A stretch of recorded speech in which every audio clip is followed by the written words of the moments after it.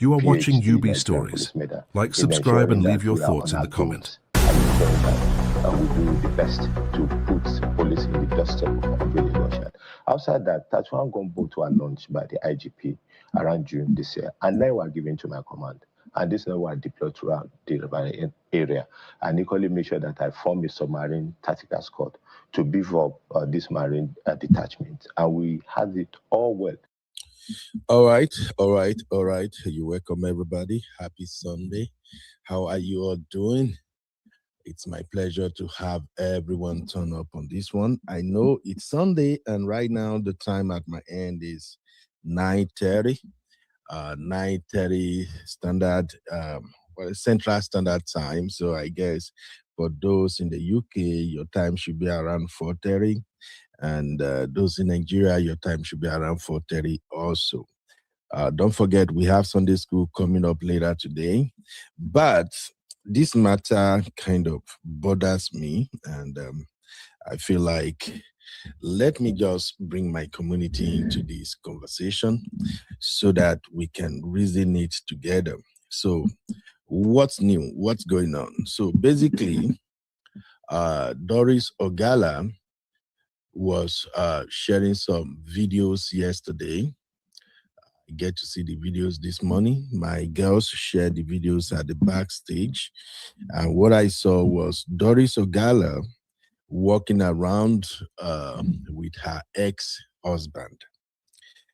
And at first, I thought like, okay, maybe there is literally it's 3:30 p.m. in the UK. All right, thank you, M5. So I thought there is really nothing much to Doris Ogala meeting up with her ex-husband. But then when I pay attention to the video, I actually saw Doris Ogala publicly, she knelt down, hugging her ex-husband, and the ex-husband pulled her up. I'll show you the video in a moment.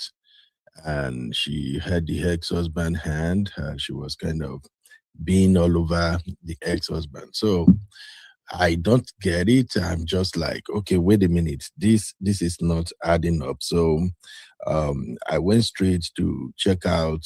I think Momo5 shared a content regarding that. So I went to watch Momo5 video.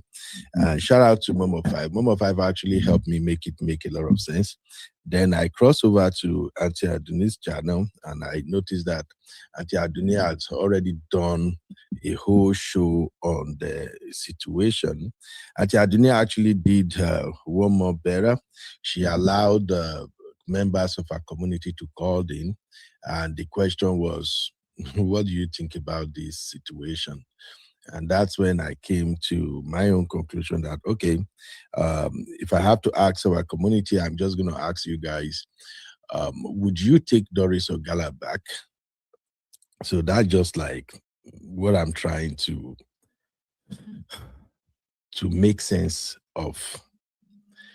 With all the dramas, with all the information, with everything Doris Ogala put out there, describing her relationship with her ex-husband, how she was married to her ex-husband, and she was sharing some crazy pictures and video with Pastor Chris Okafor, how the marriage broke down, how she actually admitted that she was not in love with her ex-husband. The whole thing was just a mess. And now Doris Ogala came back, and when she shared the video with her ex, I guess she posted something on her story, and it all boils down to Doris Ogala saying stuff like, well, I don't really care what you think. I'm getting back everything I've lost. And I think maybe she quotes some biblical verses and stuff like that. So we're going to talk about this on today's show. This is actually going to be a call-in program. If you don't have time to call me to the studio, just call the studio number. I really want to hear from you, my brothers and sisters, what you make of this situation. And regarding the video I started with, that is the Nigerian police actually addressing the cases against Chris Okafor himself. Now, I got to give the Nigerian police some props, and it's not like maybe they do this lightly, you know. In most cases, Nigerian police will just kind of ignore and they just move on and everything will fizzle out.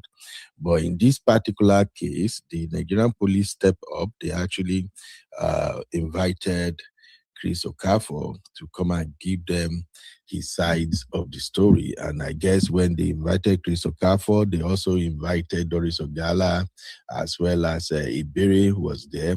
You know, Doris is sharing everything on her handle. So if you follow Doris Ogala, you're going to get a lot of updates based on what is happening in the case. I think in one of the video, Doris Ogala actually explained that when they got to zone 2, Iberi kind of threw her son on Chris Okafor, and at the point, Chris Okafor has to escape from the police station through the back door and all of that.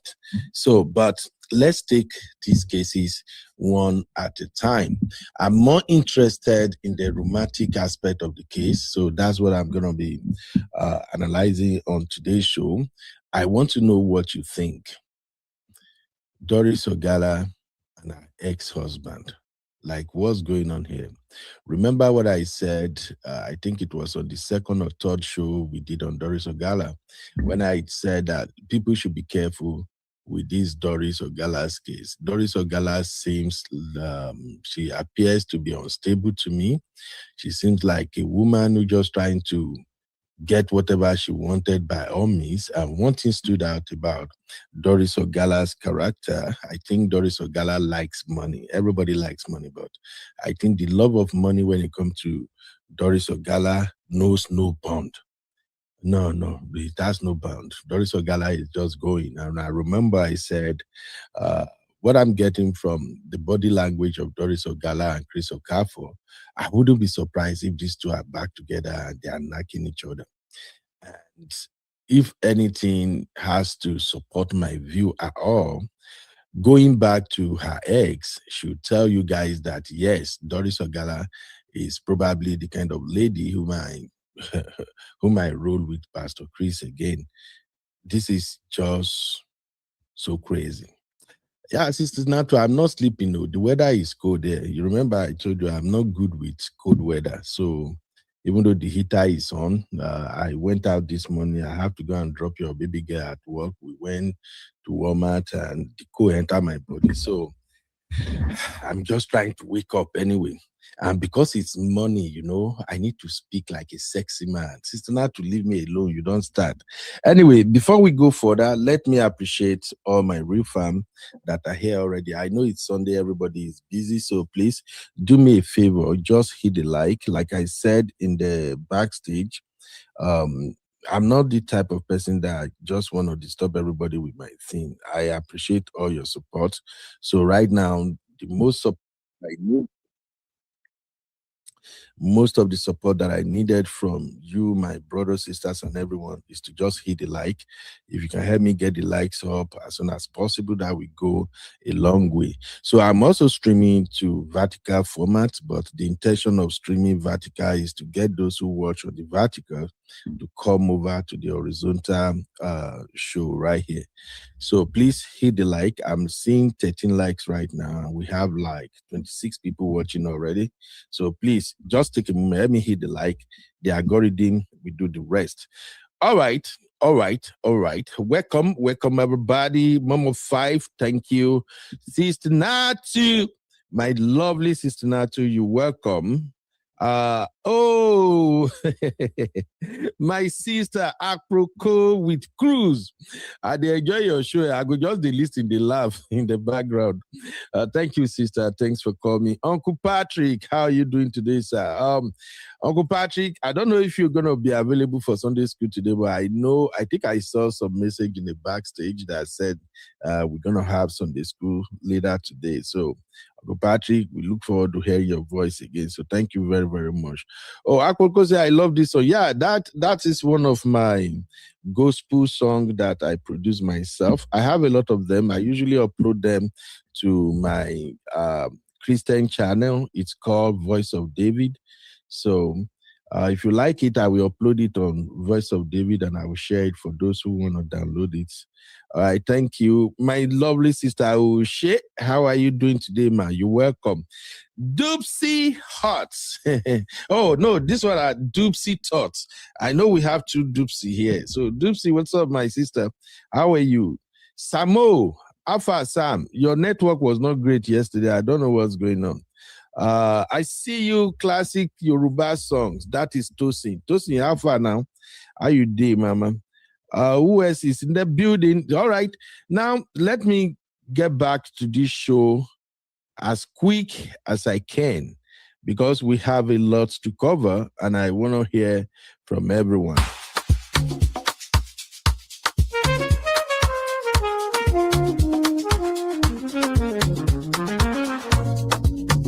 Yeah. You be in the building. Hey, vibe with Uncle Bino. Let's go.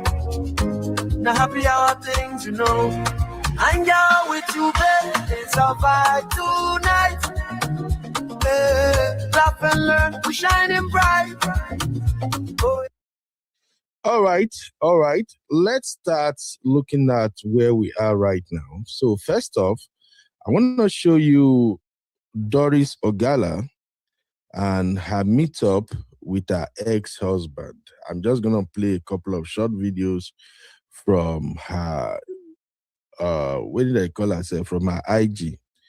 So here is Doris Ogala, and she said, turning up for my brother at Don Lulu _ Mayor for his mother's burial. Rest in peace, Mama.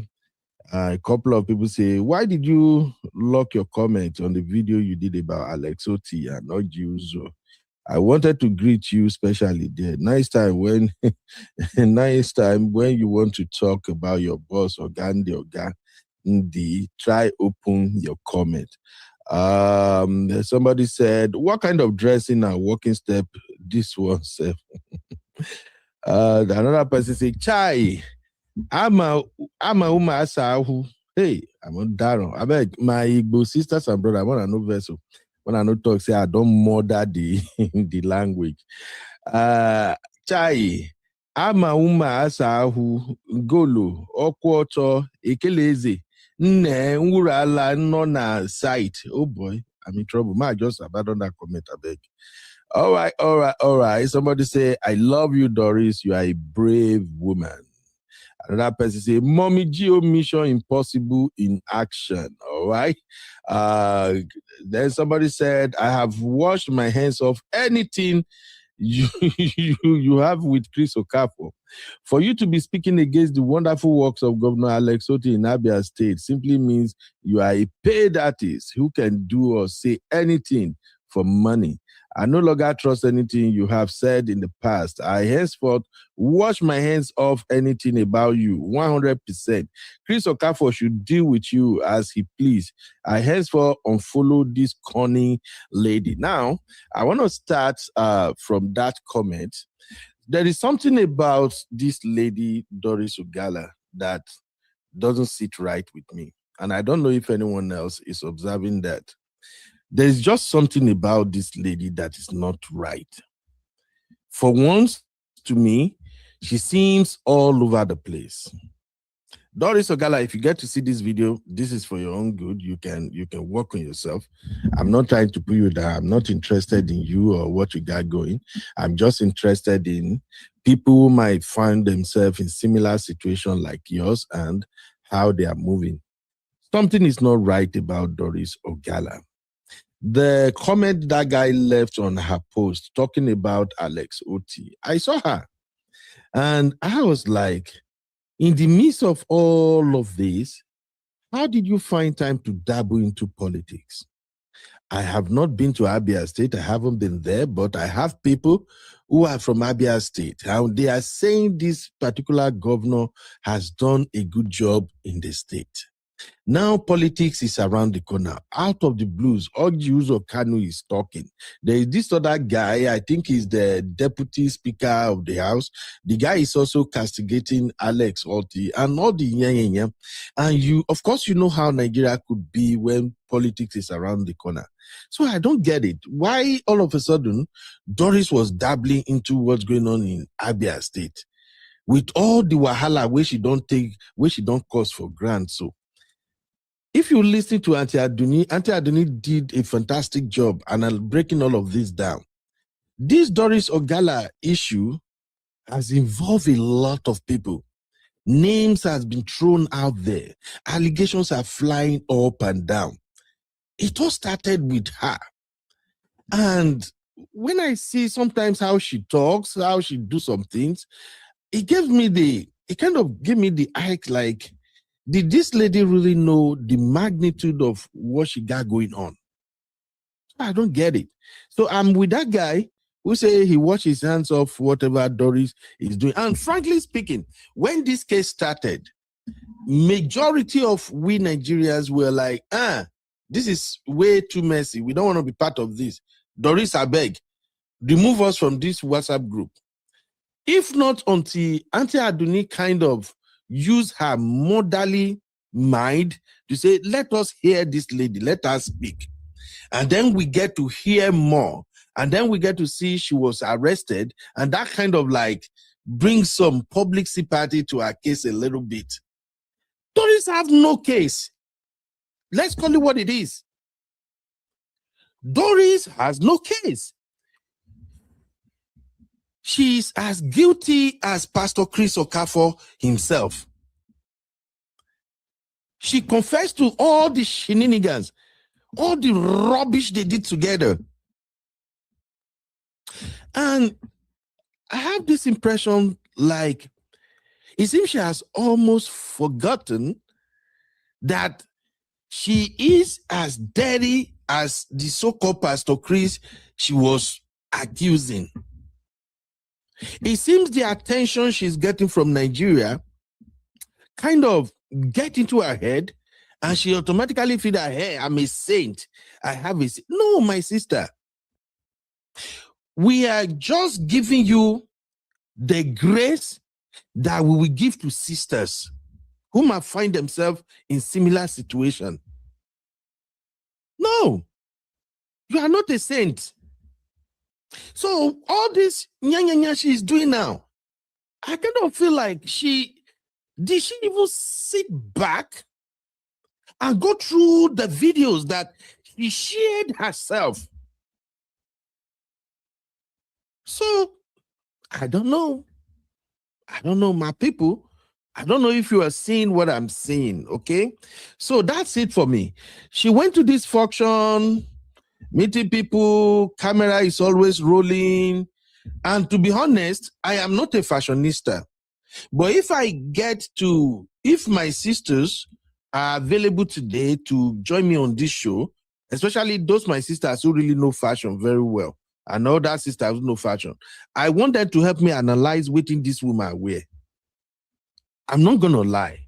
I'm not good when it comes to fashion. But this thing where she wear, is not cutting it for me. Seriously speaking. What do you call this dress? She had on a blue, is it blue pants and blue top? And then she had a white hat on her head and a red shoe. I am not a fashionista. Please forgive me. I'm not good. It's my madam and my sisters. Now then they arrange me and they go say, hey, you be, this is how you combine this clothes. But even with my ignorance when it comes to fashion, I still know that this is not what a lady in her class, in her maturity and everything, you can't dress like this. I bet, tell me in the comment. Hey, shout out to my lovely sister, Cherish Olivia, you're welcome. Make when I tell me Obiko, or I'm reading it wrongly. White on blue dress with red shoe, with a belt you tie over your abdomen that splits your upper body and your tummy. I don't get it. Then the way she walks, this is not how elegant women walk to an event. This is more or less like a masculine, a braggadoing kind of walking. And then she had on a dark glasses. These dark glasses, this glasses is not a fashion glass. I see women. Oh, I see women a lot. I know Nigerian women, when they know they make mistake, come out anyhow. I'm sorry. So please, I don't know. I'm going to go to the comment to see maybe my analysis of this dress. I miss them. Make una help me out, please. Mama Five say white, blue, red shoes, denim top and pants. Okay, so that is how to describe it, right? Hey, I don't enter one chance with this lady. Yo, my Didi, what's up, sister? How you doing, Didi? Me, diaspora diva say wahala for those taking sides. Nigerians that can stand rubbish. Doris herself na mafia. Absolutely, my sister, you're right. Eh? Sam said Doris and her mafia friends. Yeah, she even has bodyguards. That one is okay. It's understandable. Probably she felt like her life is at risk. It's okay. But the dressing, I don't know.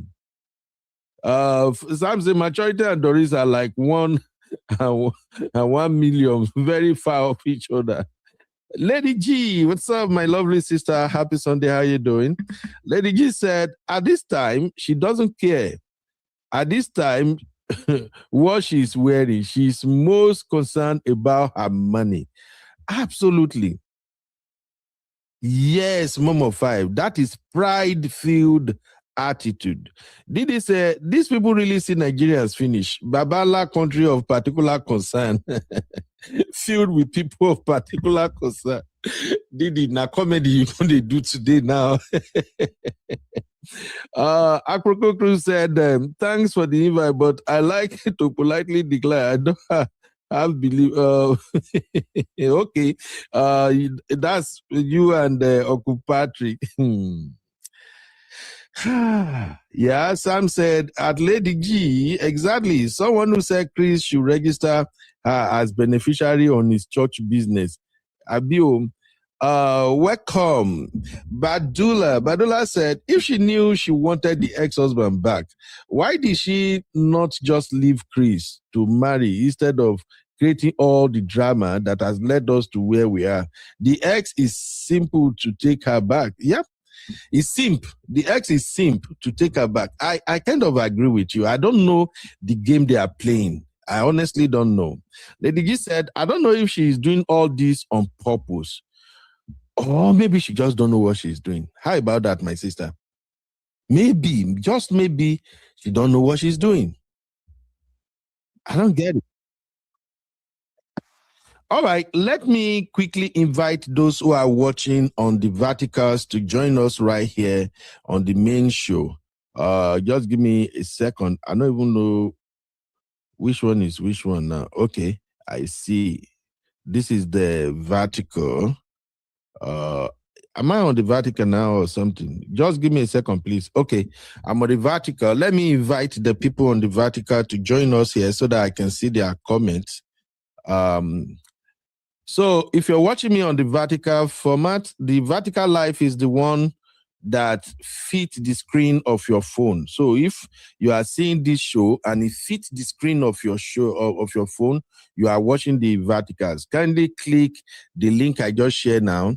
You will join us on the main show, and then it will be easier for you to join me in the studio or give me a call. If you want to participate in this conversation, you can call me on WhatsApp. Wherever you are all over the world, you can call me on WhatsApp.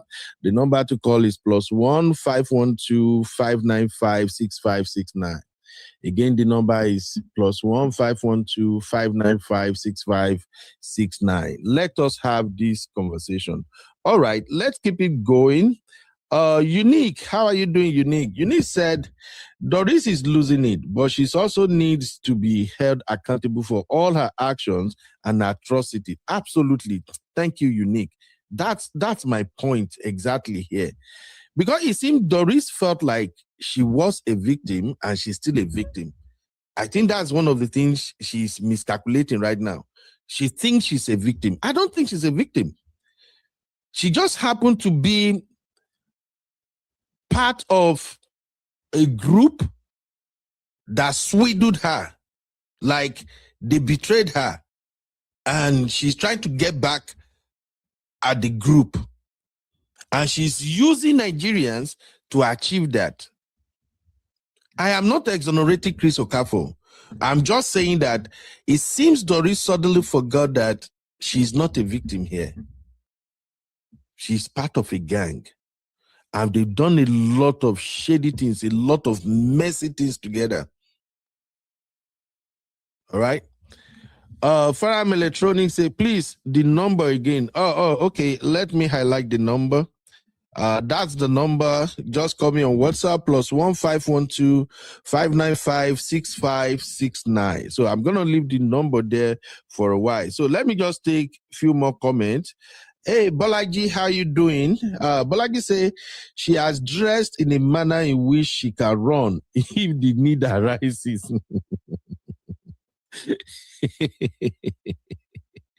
Oh, some of these comments are funny. Lizzie, what's up, Lizzie? Lizzie said she's dressed like the female version of a motor park tout. Oh God, this one a comment say funny pass waiting at the talk here. Badula said, "Is this the same Doris that was crying? Chris, who are you leaving me for?" Now the same Doris, it's the same Doris. Honestly, you guys have to go and follow Mom of Five. Mom of Five is dropping. I don't think Mom of Five missed any episode of this Doris drama. If you go and watch some of the videos of Mom of Five, you will see that this lady is really something else. So shout out to you, M5. M5, now they update me with this guy drama, I swear. I'm tired. I zoned out already. All right. Mama Five said she's not a victim because she used to do crazy stuff and was not duly paid. Absolutely. Lady G say, I don't believe she's a victim either. Thank you. Sam, thank you, Gary. That's what I observe. Badula say, unique, exactly. God bless you for your comment. Let's see. Okay. Now, let me show you another video from her page. Let's keep going. So what you're watching right now, please, if you are watching the vertical format, kindly click the link and join us on the main show. That is where you'll be able to click the studio link to join me. Or if you don't want to come to the studio, you can call the number on your screen and then you'll be right here with me. Ferami said she's just entertaining us. I agree, Ferami. Ferami, click on that link, come to the other side so that I can see all your comment, because it's actually a separate show. I set up two shows, so I'm only concentrating on the one that is before me right here. So if you are watching the vertical live, please click on the link I just shared. It will bring you to the main show. All right. So the video you're watching right now, that is Doris and her ex. Let me pause it a minute so you guys can take it in. That is Doris right there and her ex-husband. I don't understand at all. What exactly is going on? What is going on? Let me take my lime and water. Sorry, I drink a lot of water. The age where I did now the age of drinking water. All right. You see the pecking there? I don't understand. So, ladies, especially sisters, now me and for this show today, you sister, you have to walk me through what is going on here. Please. Help me understand what I'm looking at. This is the ex Doris went to Dubai to start relationship with, and later they had traditional wedding, and Doris said she doesn't feel anything for this man. She said it herself. She said she did not have any feeling for this man. She said while they were together, she will not allow this brother touch her. I bet Mona tell me if my understanding is wrong, or maybe I mean no hear well. I heard all of this. When she went to Car Truth, she said all of this. I am not making this up.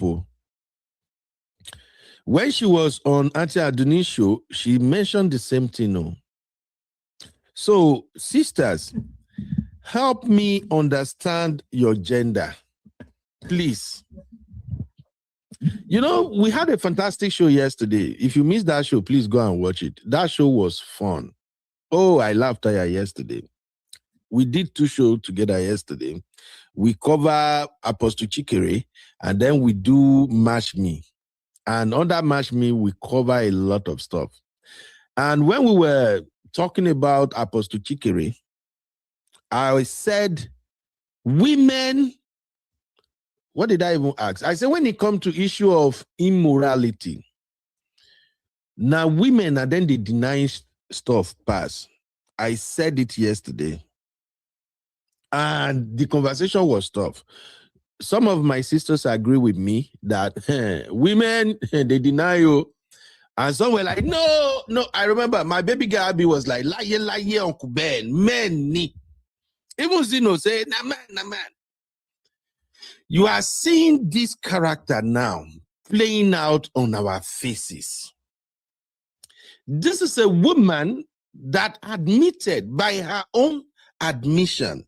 She said while she will be lying on her matrimonial bed, she'll be taking pictures and videos of herself and send it to Pastor Chris. She said during the marriage, she will not allow this guy to even have intimacy with her. She said in her own words that anytime this guy wants to get down with her, it's almost as if the guy is forcing her. It's almost like na grape. Meaning that is how much resentment she had towards this guy on the screen now. And with everything she has revealed, with everything she has said, she did a 360 degree, and here she is with the same guy. Now, looking at the guy himself, the ex, brothers, if you are watching this, help me make this make sense. What is wrong with this dude? What is wrong with him? I don't want to be, can I say devil's advocate or something? No. You know me, I'm a brotherhood. I would rather support a brother than cast the brother. But with this guy, something is not right. Men, please, what is wrong with this dude? I ain't gonna lie to you. I will be the last person to reconcile with this Doris if I happen to be the ex. I will definitely be the last person. I can forgive her. Don't get me wrong, go. I can forgive her for everything she did to me while we were married. I can look beyond it. I can wish her success. But with everything she has said on social media, I don't see myself as the kind of man who will entertain this rubbish. So please, I just need clarity. Help me make it make sense. What are we looking at? What is going on here? Sisters, walk us through how women process situations.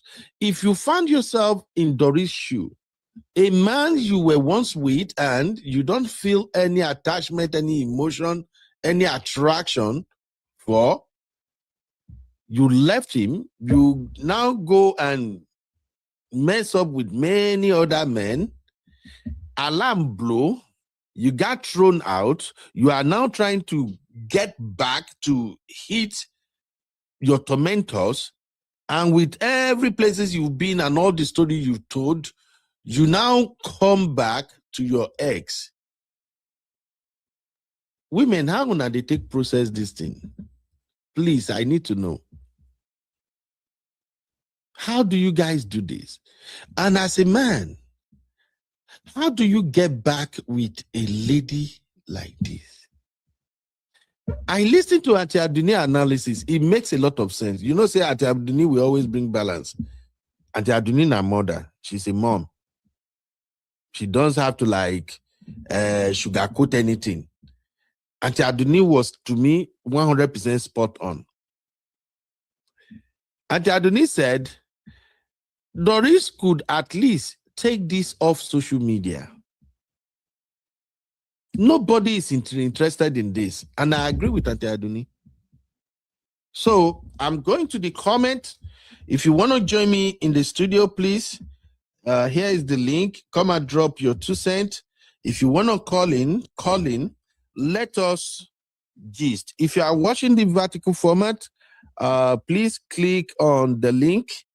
Join us right here on the main show so I can see your comment and I can read it. And if you're watching right now, please hit the like. Let me see, how many likes do we have so far? Make I see whether some people know go Bora Bora. Let's see. We have 23 likes and 56 watching. Una, they owe me like. Una still owe me 23 likes. Who never liked there? Make I guess who will be prime suspect. All right. Hello. Hello, you. How you doing? I'm good. I'm calling from Nigeria. Oh, wow. All the way from Nigeria? Yeah, my name is Uncle Patrick. Ah. Uncle Patrick, leave me, Jare. No wonder they see the call ID. I'm like, why this number? They show US and the person saying they're Nigeria. Uncle Patrick, how are you doing today, sir? Happy Sunday, sir. I'm good. My daughter is driving, so I have to stand. Oh, Uncle yeah. Yes, sir. Uncle Ben, sorry, just a cash cruise, man. Uncle Ben, those people, they are in the same WhatsApp group. I keep telling you. if not me, the ex, I go collect them back because money they in hand. Make we chop the money together now. But in our water now, Uncle Ben, no. Not in Nigeria with day. Anything and money now, I beg leave that thing. I know they church today. Leave that thing and money. Everything is money. It's just catching cruise, you know. I beg. Thank you, Uncle Ben, for having me. That's what I gotta say. Thank you, Uncle Patrick. Safe journey, sir. Say hi to my baby sister, Uncle Patrick. All right, that's Uncle Patrick, all the way from Michigan. Whew, Jesus Christ of Nazareth. M5, what's up, my sister? Hello, UB. Can you hear me? I can hear you. Happy Sunday, Mama. Happy Sunday, sir. Hello, Real Fam. See this Doris Ogala case, eh? I was just laughing my head off when I saw the video yesterday. I could not sleep. I almost turned on my lights and my ring light at 3 a.m. in the morning when I saw her video. And I was looking at my Oga by the bed. He was like, are you mad? What kind of lighting do you want it? Right, let's go to the video.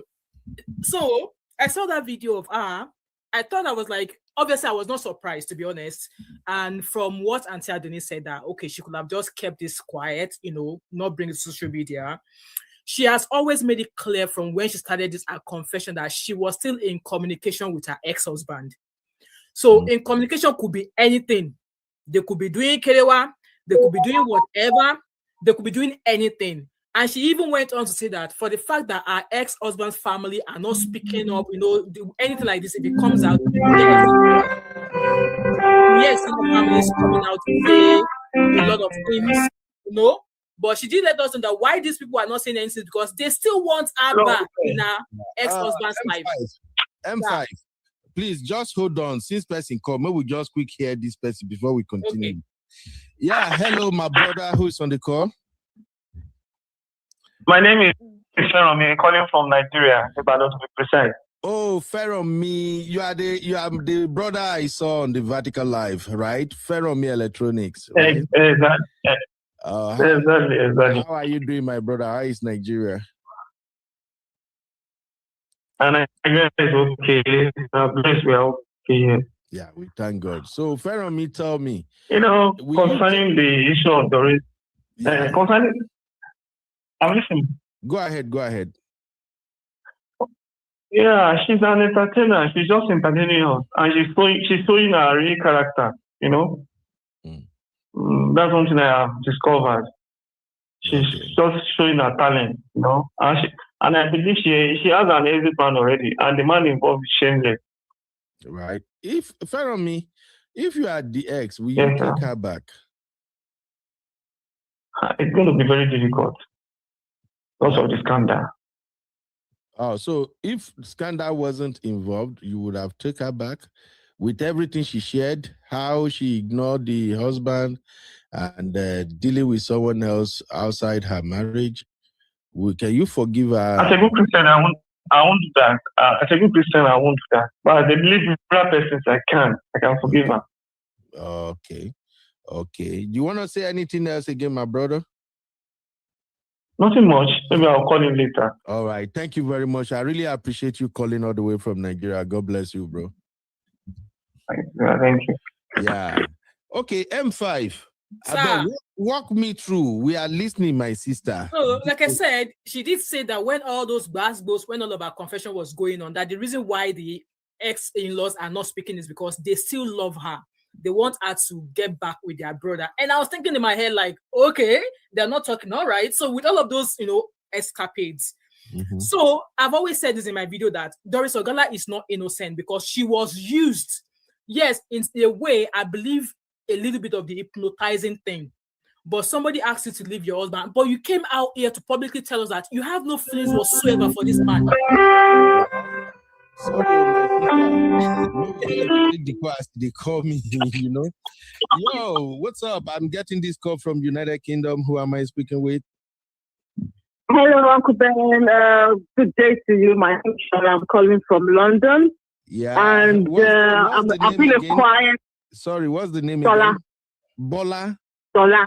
Shola. Oh, Shola. Okay. How are you doing, my sister? I'm all right, thank you. I've been a quiet listener, watcher on your show. This Doris Ogala pantomime, I'm going to call it, although it's after Christmas, but it's a pantomime. Let's not forget. Make I welcome you first as first caller. Thank you. Caller. Yeah. Wow, thank you. All right, let's have your take, Mama. Doris Ogala is an actress. She will always be an actress.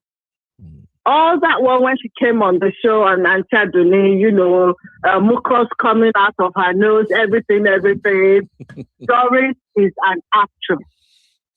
Now she's moving into the corridors of power by dabbling into politics, so that when everything goes scatter, Doris will now have people in places of power that will help her to sweep everything under the carpet, quote and unquote.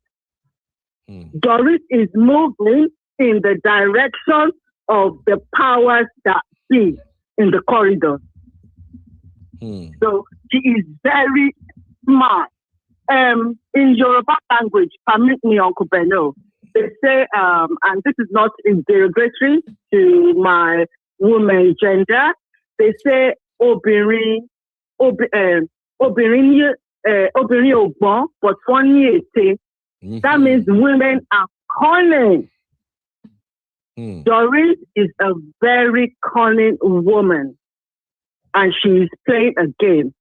And lastly, what I think is with all this radio she's doing with her pantomime act, Doris will feign mental health at some stage. Then she will say, oh, she didn't realize what she was saying because she's depressed, she's distressed. She can't remember. She said that she can't recollect because she won't be able to, she may not be able to provide evidence once she's been settled. Doris is after money. She will be settled. And then the case will just fizzle out. It will just fizzle out. This is the trait of Doris. We can see it playing out. We can see it. Anybody can see it. Doris is an actress and she's acting now. But the sad thing is, she has drawn a lot of people. Even Chris Okafor's wife, ex-wife, she has drawn the woman in. She's drawn a lot of people into this. She's drawn a lot of emotions, for women, that there are people, children involved. Now she wants to walk away. I think she should be held accountable. Doris should not be allowed to walk away. She has created a lot of mess. She should not be allowed to walk away. Thank you very much, Uncle Beno. That is my take on it. Thank you. Thank you, Sister Shola. I really appreciate you calling. God bless you. Oh, wow. Thank you. Bye-bye. Yeah. All right. I'm going to allow M5 to finish our thought. So anybody who want to call, please hold on till M5 finish. M5 is a busy woman to make her not get her here. So walk us through, my sister. We're listening. So just like I was saying, she's always maintained that she's still in a good relationship with her ex-in-laws. They are still in support of her. In fact, they are wanting her to come back, blah, blah, blah, blah. And obviously, like I said, I'm glad that she came out. And even though she came out, people are still, it's actually opened doors for other people to come out as well. The likes of Ebere, the other likes of the other three sisters. Even though those three sisters' story, something in me is not believing that story. Because I've seen lots of articles saying, oh, we are no longer, this is, and I'm like, these three, I'm not going to take them serious. So now, when I saw this video of her, I was not surprised, but then I felt like whatever it is that is going on between both of them, the guy definitely looks uninterested. She's the one who is doing too much here. And if you read in my comments, I did say that, if now my brother be that, I swear to God, she's not coming back into my brother's household. She is not coming back. Because tell me how you've come out to expose all of your escapades, even the things you've been doing while you are still in this man's house, sending your nudes, all of those stuff. Just imagine you are trying to be intimate with him. The guy cannot tell me that he will not be thinking of how you do it in the back of the car when Pastor Chris was in the crusade. The man cannot tell me he's not going to have all of that thought, and I know how men think. Even my own alone, that I was only chatting with somebody that I met on the street. My husband was already thinking 20,000 things in his head. So, for a fact, so if me I'm with the waka self, you look my wife twice. I go out, babe, you know this person. Why is he looking? Exactly.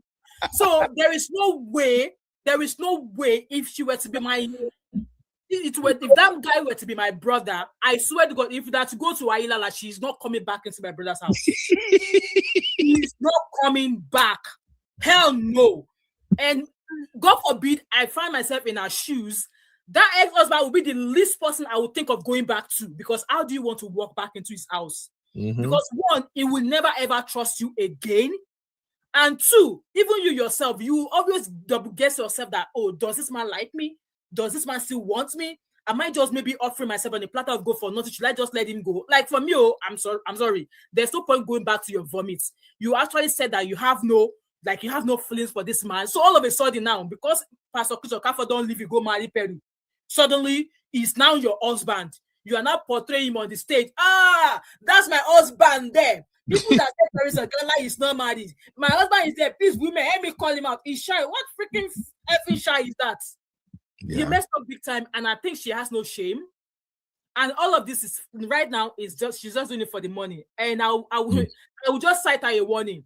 If you thought say you are now loving, you are now going back to this guy. The guy go do you wrong. He go do you strong thing. You don't collect $15,000 now. You're not talking anymore. Even though she's still in the court, blah blah blah blah. I think she's just doing this for money. And yes, the other caller that called from London, she's absolutely right. She's just going to fake. She's just going to paint the situation like Very Dark Man. When Very Dark Man was saying that Mr. Jolloff's he knows where some boyfriend they go carry Mr. Jolloff's wife to hotel, and when the case aired, they got Very Dark Man denied, saying it was high that was not him, that he could not recollect saying stuff like that. She's gonna fake the same thing. And yes, Doris Ogala had some powers in the political behind her, because she was like, Chris himself cannot arrest her, because who is Doris Ogala? She be actress now. If she's an ordinary actress, she would not be rubbing shoulders with Pastor Chris Okafor, even with this police case. Like, who is Chris? I'm not scared of him. She has power behind that we don't know about. Can't you see the way she walks? See her walking. She's walking like, you near me last one, I will crush you. My own advice to her, maybe if she wants to live a normal life, she should have, in my own opinion, she should have taken that relationship off social media. And for the man, I don't know, maybe she has gone to go and go on and she used it to bath before she went to go and meet the man, because looking at both of them, that relationship between them in that video is totally off for me. Absolutely off for me. And if that man, if his family love him, I think they should let Doris Ogala go. They should let him go. I mean, they should let her go. And they should just call their brother, man, fish plenty for ocean, go carry another one. Definitely not to Doris Ogala. Like all of those escapades with no. That's my take. I be with a forgive her, but not be this one. She's never coming to my brother's house. Never ever. but M5. Yes, why we say your gender, they could just do something like say they don't give any care in the world. You know what? I won't lie, Uncle UB. There are some things that my husband has actually accused me of in the past that I used to go you. I said, you and who.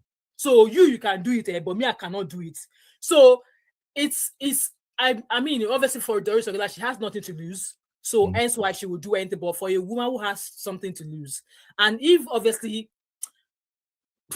it's hard to say, but women we always lose. That's why we are women. And yes, women are spiteful. We are full of spite.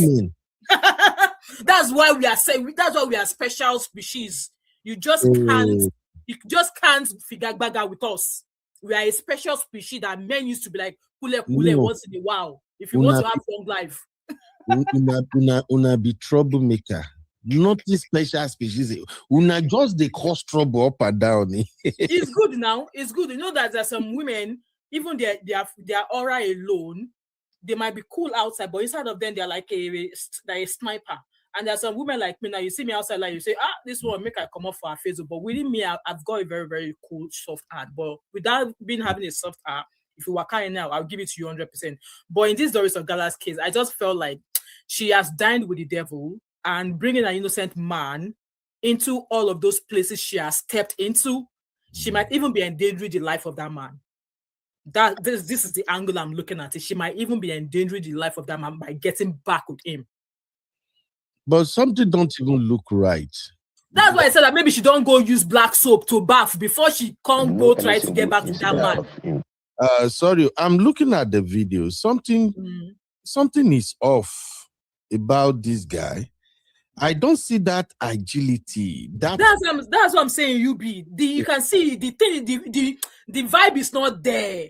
Like both of you that you've not seen for a very long time. It doesn't look like they've been together before. Like if you've been with somebody before and you now go, separate for a while and you now come back, you both of you will see vibe. There is no chemistry in that video. She's the one dragging the man, pulling him, doing the pecking, doing the hugging. And me, I'm looking like, what's wrong with this woman? Now, I'm sorry. I'm not trying to body shame Doris Ogala here, but even the size is not matching. The guy looks like Doris Ogala younger brother. Yeah. I mean, obviously, Doris Ogala has a very, very big bone. I've got an auntie like that. She's exactly like Doris Ogala, the same complexion. Like if you see her, you could think they are twin. She's got big bones, but then obviously because she's prideful, when she walks like a man. She walked like a Yamatanga. Exactly, like, you know what? Don't come near me. This, that. She could have even been called a tomboy when she was growing up.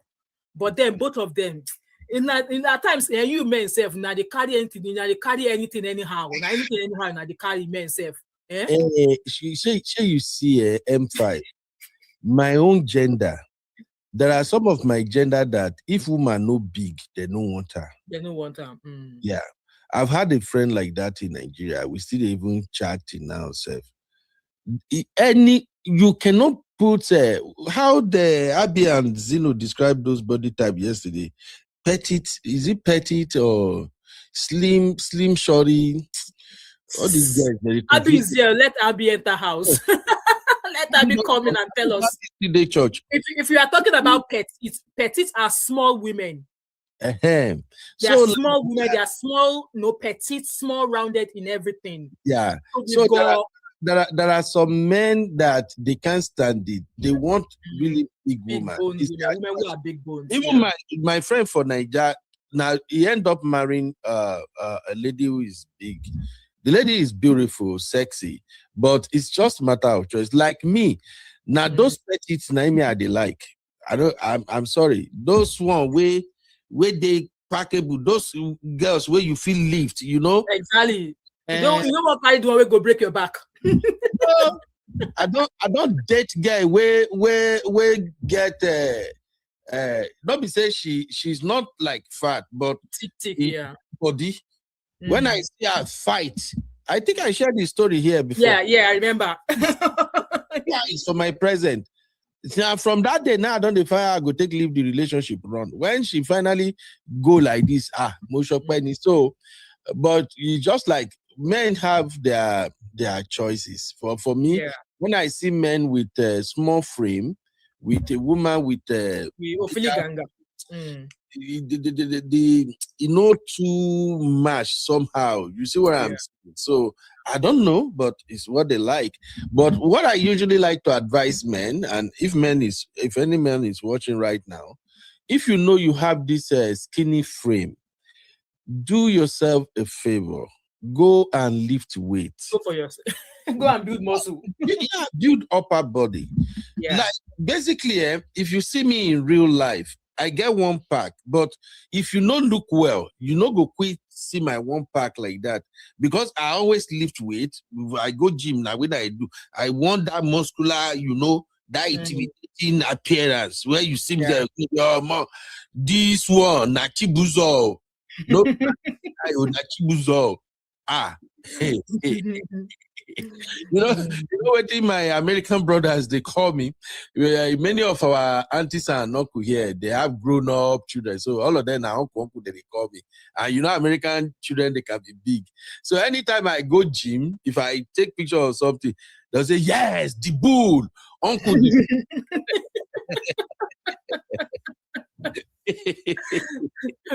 Sometimes my daughter will be like, Dad, this is not working. Your upper body is getting bigger, your stomach is big.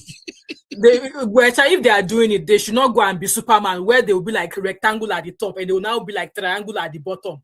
And I see a lot of that about the guys.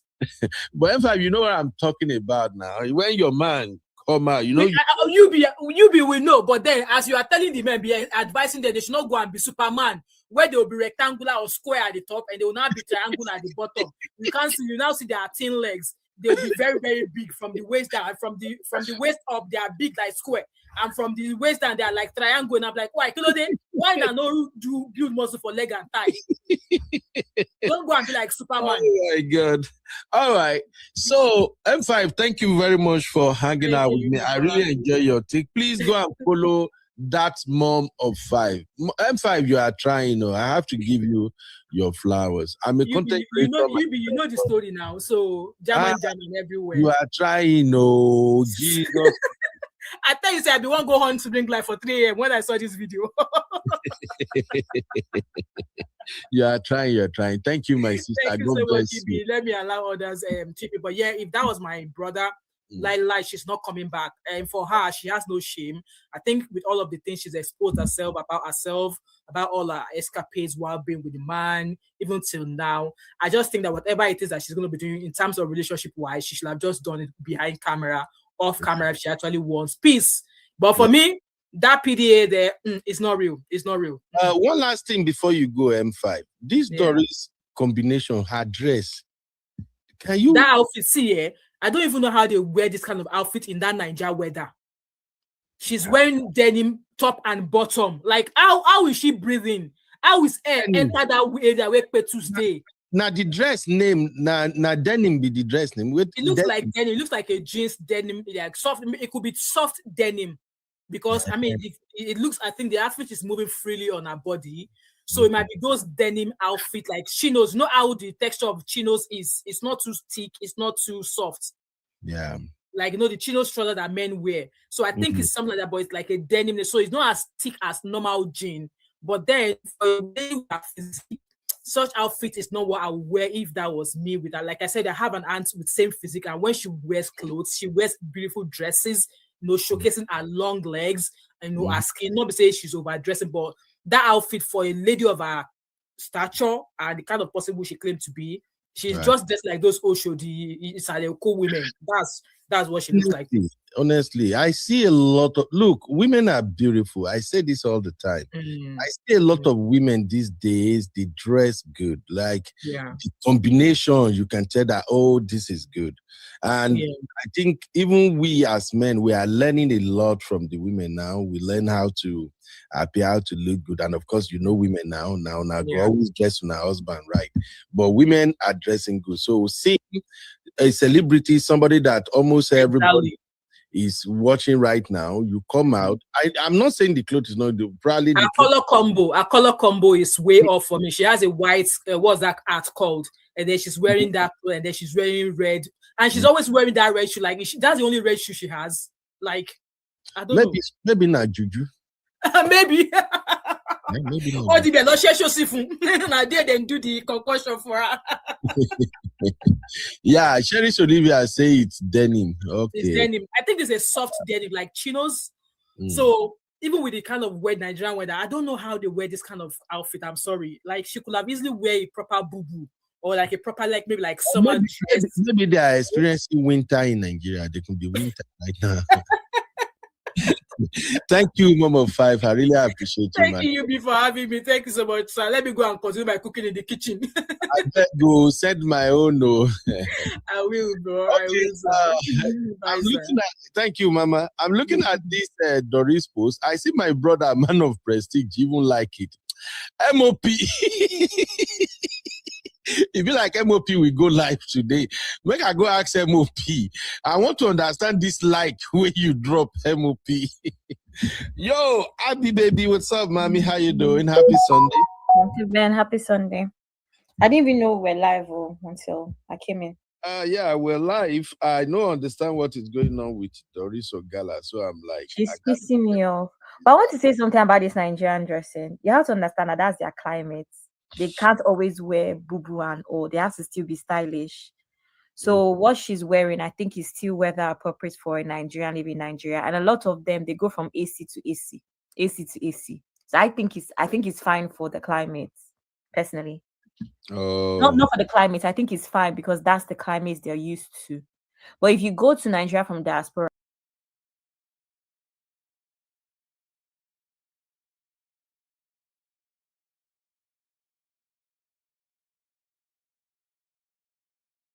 them that are on this comfortable level, like Doris. Yeah. Oh boy, you know easy. Oh, so Doris left a caption to this post. She said, "Hobby came true for at Don Lulu Mayor. Hobby came true." She's calling me hobby. I just see him for screen now, Abby. Hey. So, somebody walk me through what is happening to this lady. How did your ex become hobby? But Uncle Ben, I want to remind you guys of something. You know, I said it before on a previous show. During Auntie Aduni's show, there was a time, I think the first show she did with her, there was a time that she said, I even spoke to him today. When she was trying to debunk, remember that the sister in quotes came to talk. And she was trying to debunk it, saying that that's not his sister. That's not his relative. She's just a girl from their village. Yeah. There's no way that her account is accurate. So she said on AA's channel at the time, which I said then, that I even spoke to him today. AA saying, you spoke to who? He said, I spoke to my ex-husband today. We're friends, we're cool. You know, he's a stammerer. And then whether she played or I heard it somewhere else, and he was stammering, and Auntie Aduni was like, that's him, or that's him. No joke. So it's not today that we've known that they are still talking or have some sort of relationship that is weird. From the start, when it was very hot that week, you know, it was on the Auntie Aduni's channel that they arrested her. No, at the peak of it being hot, we found out that she was still talking to the guy. She played a little clip where he was stammering, and he sounded, and Auntie Aduni was like, that's him, oh, that's his voice. So the man has always been in the picture. What is wrong with this guy? Are you understanding where I'm coming from now, Uncle Ben? So this is not news. Is he under a spell or what? This is not news. Can he be under a spell? He was supporting her through it. He was supporting her through it during the peak of it on Auntie Aduni's channel. He was in support. Auntie Aduni even said, afterwards, send me all the evidence. Okay, let me take some comment real quick. Anybody who want to call in, the number is on the screen right there, +1512 595 6569. Aproko with Cruz, you are actually watching the Vatican. Aproko with Cruz said, I think she did mention that the ex-husband wants her back. She no be Kayamata they work so. Abi, have you heard of Kayamata? I have, you know, we've spoken about it on here. But no be Kayamata they work so. From what I know. I hear say for Nigeria now, you get the one where they take wash under. You get the one where they shook inside. Once you go in, the thing will just hold you palm spiritually. You are not coming back out. Let me pull an Uncle Ben on you. How do you know that? Have you used it before? I heard it. People hear things, Abby. I hear them from TikTok. I hear them from YouTube. I hear it when this lady was raining, Jaruma, or what they call her name. That one where they say now they give them mercy, whether they take hook men. You know, I told you when I went to Nigeria, I was very, very careful because that time the Kayamata, they rain. So every day I cover my third leg with blood of Jesus. Say, I will not do nothing. In fact, I tell my friends, none of you should leave. Make I no go choke my team for something. You can't hook me. I can't all of a sudden to can't change my mind. Say I need to come back to Yankee. Anyway, let me take some comment real quick. Sister Yvette said the guy looks like he's under duress. Sister Yvette, you are spot on. Sister Sherry said the man is not taking her back. He just needs popularity right now. Abby, do you agree with that? This is not looking like somebody seeking I don't think so, because again, the reference I made on Auntie Aduni's video, one of Auntie Aduni's live streams, it's obvious that they've been friends this whole time, even before the saga started. Okay. That's what I'm saying. I don't think it has anything to do with this saga. They have a relationship. I don't know what it is, but they have something going on. Right. Uncle Patrick said, Doris Ogala has no shame. Hopefully she will learn one day. The ex don't know what he's doing right now. I agree with Uncle Patrick. This is so confusing. Sherry said she has always been in politics, I think. Let's keep it moving. Didi said, but how come all this is happening coincidentally? Seems like a plot that the ex too has always been in the know of. It's beginning to sound like that. To going by what you are saying now, Abby, it's like the guy has always been there. Yeah. Sherry said normally she's shameless. Yeah, exactly.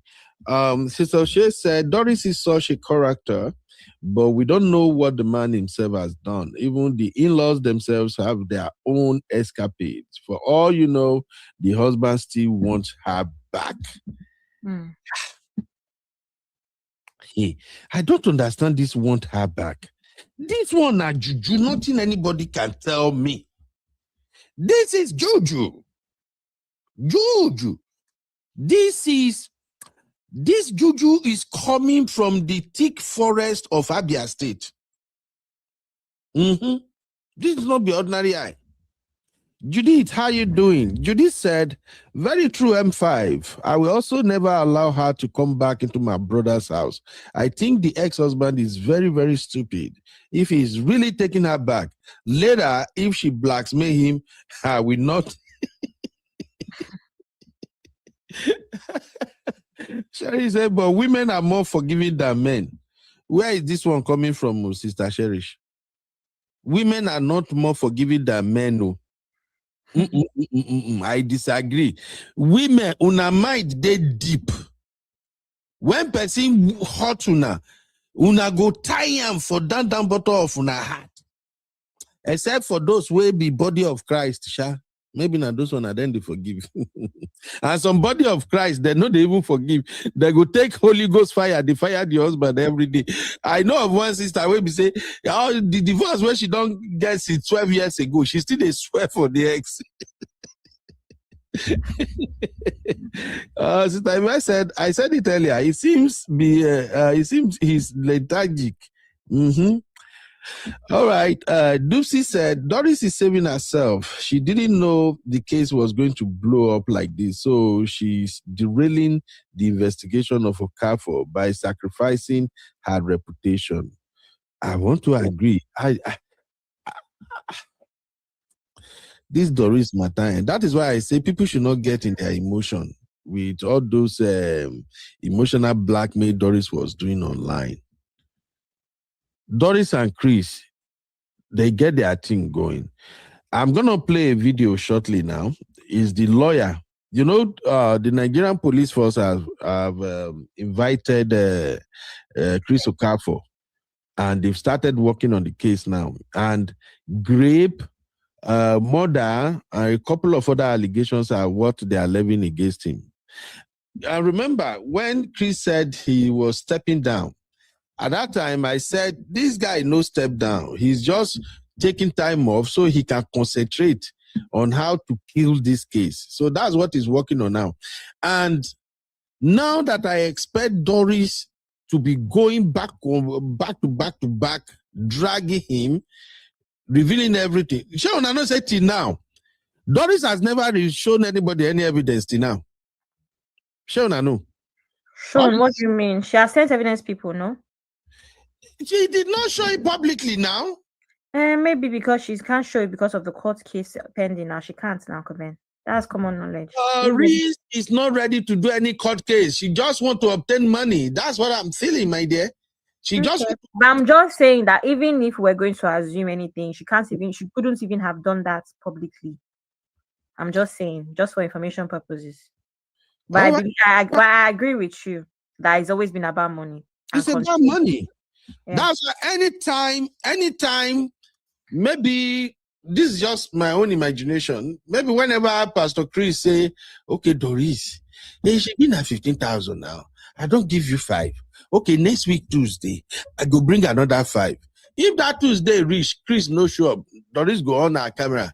Hey, I am warning you now. I will release everything I have. I will show the world everything.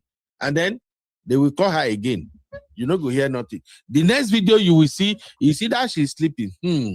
This thing that is going on that you people are dragging me for. Everybody have their own problem. I am just saying it too. If not be say, I'm just took pity on this pikin where they with me. She will blow hot, blow cold. That is not a reliable person. That is not somebody you want to count on their story. Today she will said, I'm doing justice for my brother. You will tell me what happened to my brother. Tomorrow, she's saying something else. Please, ladies and gentlemen, Don't stress yourself with this Doris Ogala case. Doris Ogala just need the public to help her put pressure on Chris. If Doris Ogala is serious about everything she's talking about, she will be the one in the police station. It will not be Chris arresting her. She will be the one dragging the Nigerian police to do the right thing by lodging complaint, doing everything. Forget this lady. She's just playing on our faces. I'm sorry. Let me take this comment real quick. This is coming from, Commando Studio. How you doing, my brother? It's been a while. Commando said, this guy relocated to South Africa. I don't know how he found his way back to Doris. Doris is a diabolical person. We cannot rule out metaphysical influence in all of this. She is dangerous person. I agree with you, my brother. I agree with you. This is the kind of woman I pray nobody should fall into her tribe. Okay. Uncle Patty say all our kids gym every day, including ladies, to love them for that. American children. Yo, Shitinka, what's up, mommy? Shitinka, where have you been? All my sisters since Christmas, New Year, everybody disappear. When I leave me, go they do 30 December. When they do 30 December in London, in UK, in Canada, and still. Today is on the 11th of January. No one resume both here. While I'm a but she think love you, sis. You're welcome. All right. Nikki K. What's up, Nikki? Nikki said Doris Ogala is a classless lady and lacks fashion sense. So Abby, let me give you a few minutes to educate me on this Doris fashion. I've not seen her dressed up before. This is the first time I'm seeing her wearing clothes, not crying in front of the camera. However, she's not dressed for her shape. I don't know what that belt is doing on her waist. Oh, thank God. I don't know what that. Thank you mentioned the belt. So I don't know what that belt is doing on her waist. Wait, Abby, share my head, no knock. When I say that belt doesn't sit right where it is. It doesn't sit right. It's not for that. That is meant to be like a whole relaxed fit.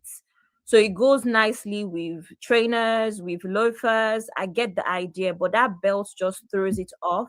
And it also kind of, in a sense, doesn't even work for her shape. What is she trying to do? Is she trying to give the illusion that her waist is slimmer? It doesn't work for that outfit. Now, that could be actual denim. It could be soft denim, like Momo 5 said. And soft denim is soft denim is actually cotton. It's not chinos, because chinos is basically jeans as well. Well, kind of jeans. So soft denim tends to be cotton, but it could also be a cotton, linen, breathable fabric. I can't tell from the picture, but the way it flows, it looks like it is, because denim is very stiff. The way the top is flowing, it looks like cotton. Go ahead. Linen. It looks like cotton or linen to me because of the way the top is moving.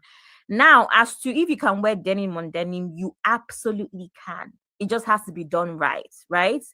The one thing about fashion is that a lot of situations, there are not that many strict rules. Denim on denim has been done right by so many amazing people, so many fashionable people. I do denim on denim all the time, and I am 100% a fashionista and a fashion stylist. It just doesn't suit her. It's just the way that she's done it. I'm very conscious of logos. I found that she was wearing, her bucket hat is Chanel, her earrings are Chanel, and her sunglasses are Chanel. To me, that is very tacky. I wouldn't combine, especially all top, my whole face, Chanel. I wouldn't combine those, but that's just me. But yeah, so that's all I have to say. But this is I've never seen her dressed before. This is the first time I'm seeing her wearing something that's not one of those her free dresses that she uses to cry. So I don't know anything. I can't really talk about her outfits outside of that. Where's Uncle Ben? That's the. Hi, Apricot Cruz. Welcome, ma. Nice to have you here. Can you hear me?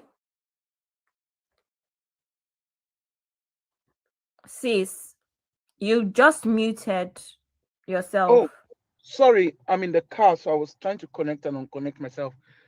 Hi, everybody. Happy Sunday. Everyone. Happy Sunday. You see this Doris Ogala story? Me, I'm not looking at it from boyfriend. Well, to be honest, I've never looked at it from boyfriend girlfriend scenario because I just feel they are two consenting adults. So when I talked about it, I always talked about it from religious accountability. I just refuse to talk about it from, because for me, a man and a woman dating, they're consenting adults and they agree to marry themselves. They didn't agree to marry themselves. When they did inside bedroom, when they do rigmarole, I know they there. When they toast themselves, I know they there. So whatever, when people are dating, they can tell themselves all sorts of sweet nothings. But the truth is, from the day one, me, I could see the Nollywood movie that was playing out. And I remember telling someone that, you see what this, we want to find justice, they find justice. I doubt if there's going to be justice. Okay? Because as far as I'm concerned, and I'm sorry if I'm being brutal, as far as I'm concerned, these ladies, they knew, well, maybe not knew what they were going into, but if a man attempts you, Uncle Beno, you're a man. If you reach out to a woman the first time, the woman do shakara, then eventually, another guy the guy reaches out to her again. She agreed to whatever. She knows what she was agreeing to. Okay. And but the thing is, you see, for this ex-husband, I don't even know whether to call him ex or current husband, because I remember in Auntie Aduni's show, the first time Auntie Aduni was, I think she called in or something. I didn't watch it live, but I watched it later. And I remembered her, I think she played an audio where she was saying she and the guy actually spoke to them. They actually had a conversation. The truth is, again, like I said on Auntie Aduni's show yesterday, me, I don't, in Africa, maybe I'm old fashioned. We don't marry as individual. It's not Jane and John getting married. It is Jane's family and John's family that gets married. So let's even say maybe the man, maybe shame no day in village. Okay, maybe shame no day in I. I'm trying to picture my brother who perhaps is dating someone like Doris with all the stories and all the scandals and all the storms. Even if my brother falls in love, me as a person, I'll be asking questions. Because I don't want to believe that the man's family, everybody is just like, okay, let's all keep quiet. Let business be as usual. This is a lady who outrightly says that she wasn't in love with a man. She left the man to go get married to, to go date Chris, where they were dating and they came back or whatever it is that they did. And then she was on social media screaming, you must marry me, oh Chris, blah, blah, blah, he did. Now, after all the rigmarole, after describing in a very explicit way what they did with themselves, the man, she's kneeling down. Like I saw the video and I'm like, what was all of this? She's kneeling down. If the guy accepted, that's their business, maybe in their family, maybe it's a normal thing in their family.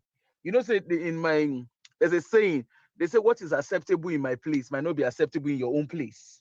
Okay. So it could be that that's what the scenario is. For her dress sense, me, I'm a tomboy, so I can't really speak much of her dress sense. Now, waiting suit and she wear. But I think if there's anything that interests me in all of this, is the body of Christ and Can Drink and PFN. Where are they in all of this? Because yes, police has come to meet Chris and invite him and whatever it is. But where is this case going? And from the look of things, I think the answer is very clear. It's not going to go anywhere. Doris has moved on with her life from the look of things. Ebele, I don't know, they're tagging themselves along. I don't know what Ebele is going to achieve from this, because the truth is, the case of Ebele is a civil matter. There is no law, there's no criminal court that is going to say they met themselves, she had the baby, she consciously got pregnant for him. The girl, to the best of my knowledge, from what she said on Auntie Aduni's show, she never stood anywhere to say the man did forceful entrance, to the best of my knowledge. Except maybe I missed that part of her story. You're right. I've been on the show the whole time. You're right. She did not say that. She only said it was just a case of reluctantly giving it to him, but not that he was forceful. She was just reluctant. Yes, because the thing is, I remember even doing an analysis on it, because you see, all these people, they carry themselves, go to church. Chris, if you don't need a soothsayer to tell you that all these guys that they're just nothing but miscreants. You don't need a soothsayer to tell you that.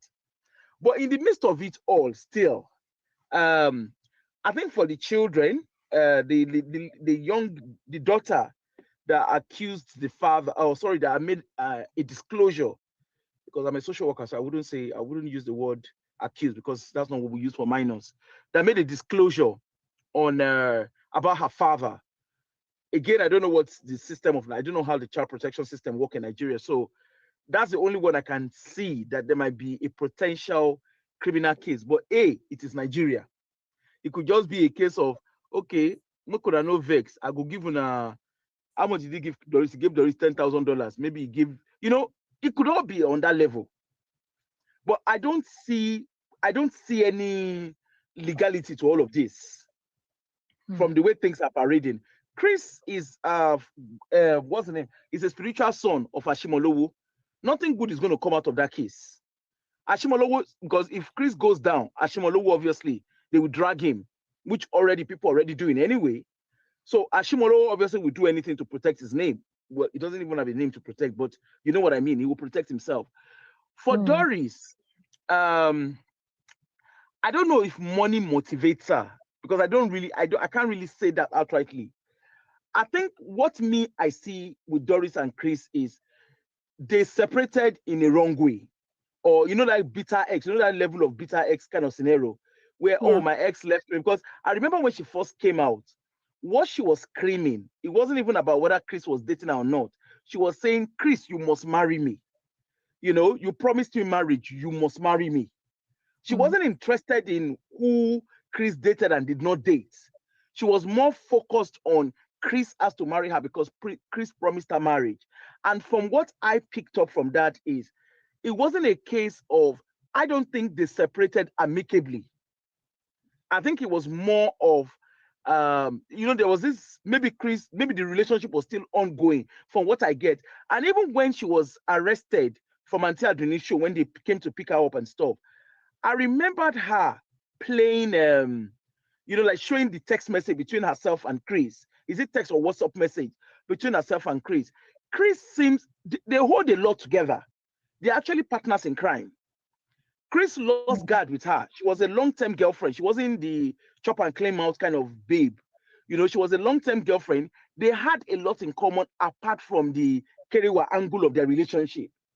They aligned a lot in our meeting, like her doing stuff for them. And I think on that level, even if I think Chris will remain an ATM machine for her, because there's so much she knows about Chris. I think her case is much more different from the likes of Densule and Cresto, where it was chop and clean out kind of scenario. In her own case, it was a long-term relationship. And it wasn't just a relationship just like that, because I remembered her saying that most times when she's with Chris is speaking to his church members and she's there listening. So she seemed to know so much, or rather she comes across as someone that knows so much about Chris.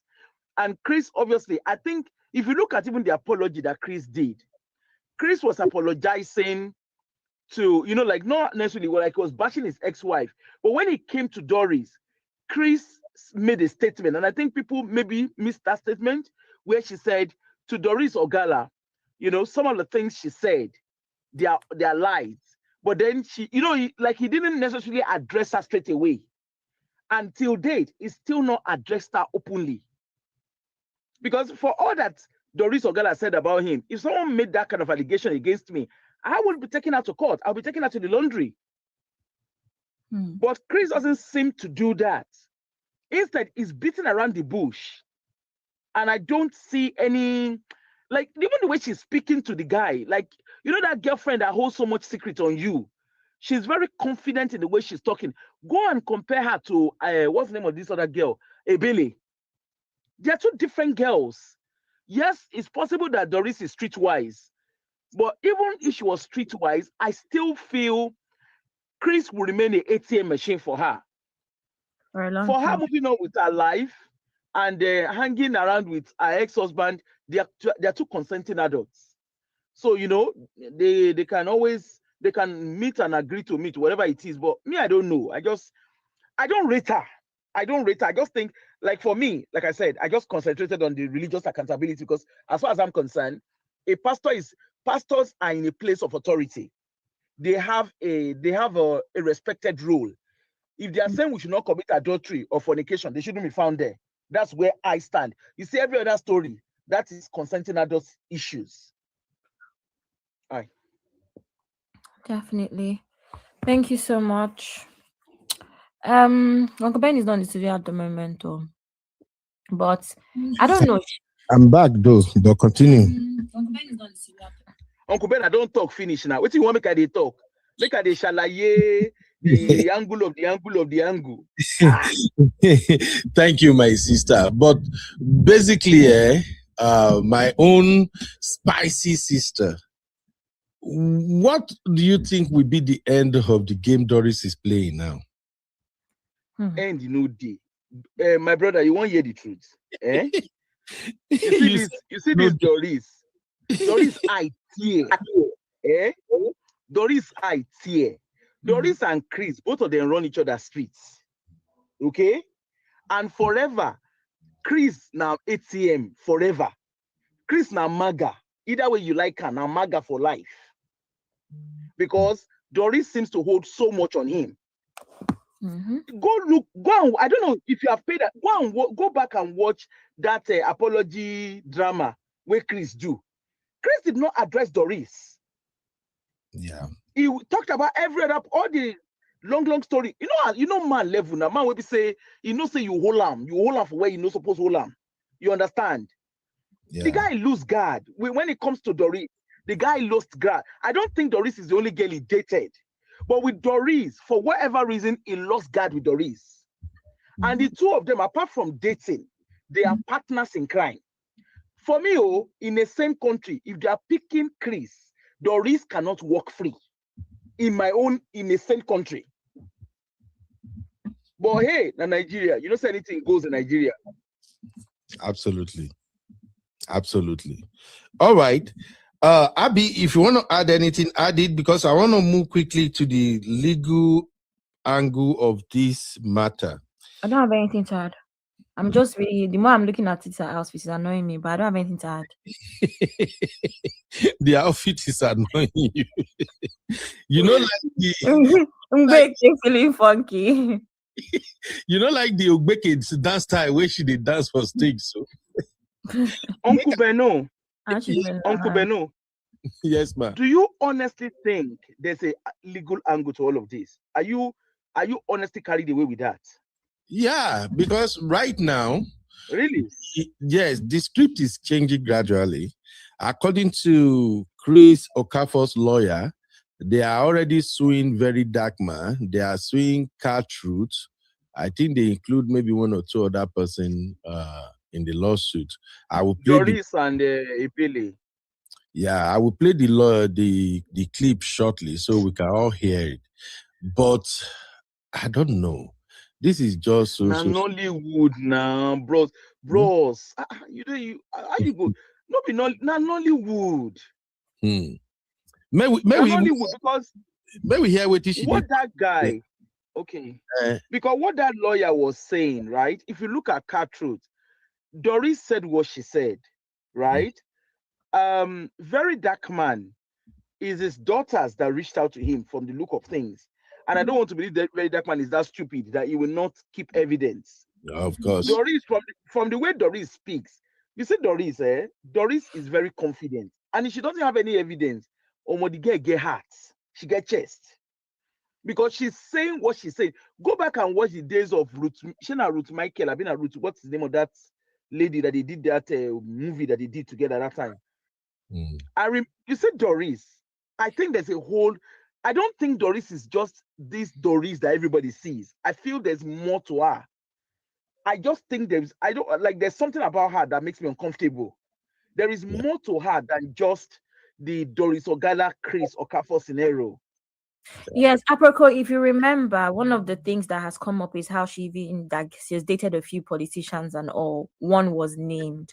And I think that if you know anything about that whole scene of like runs girls on that level that these politicians, you will know that there's a lot of diabolical kidney.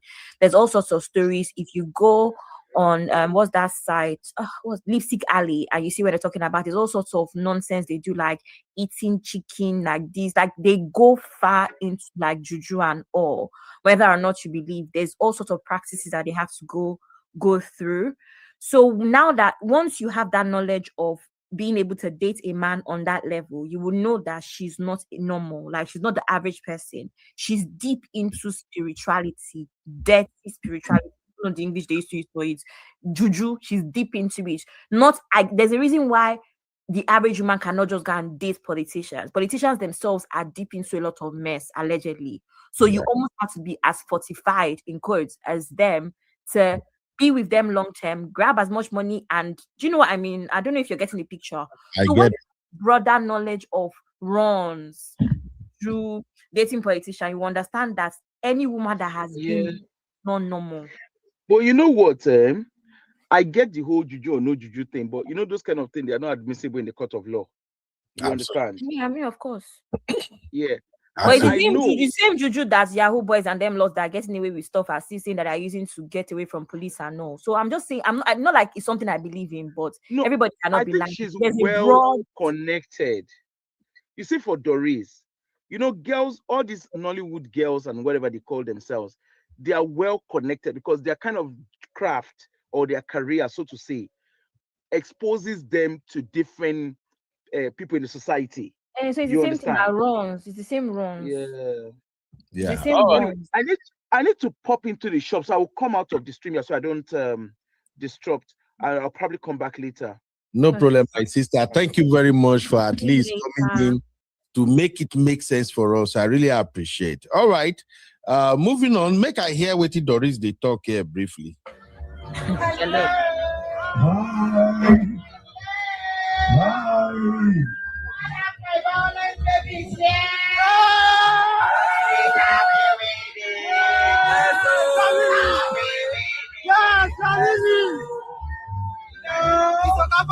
When they say that Doris Ogala is not married, now I want to introduce to you precious husband.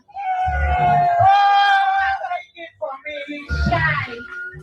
Somebody should women back. Women, this is my husband. That's him. Bring him. Bring my husband.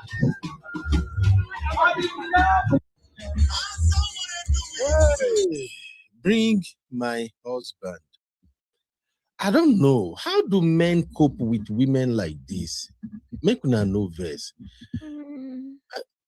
Any woman we know they get shame is a red flag for me.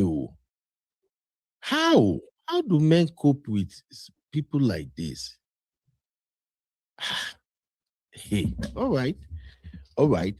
Okay, ladies and gentlemen, let's keep it moving. Let us quickly consider the legal aspects of this drama. Hopefully, we can learn one or two lessons from that. Give me just a second.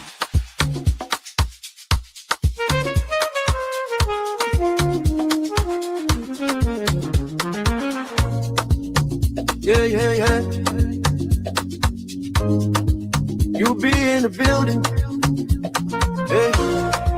Vibe with Uncle Bino, let's go. Now happy hour things, you know.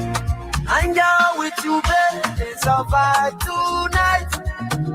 Hey, laugh and learn, we shining bright.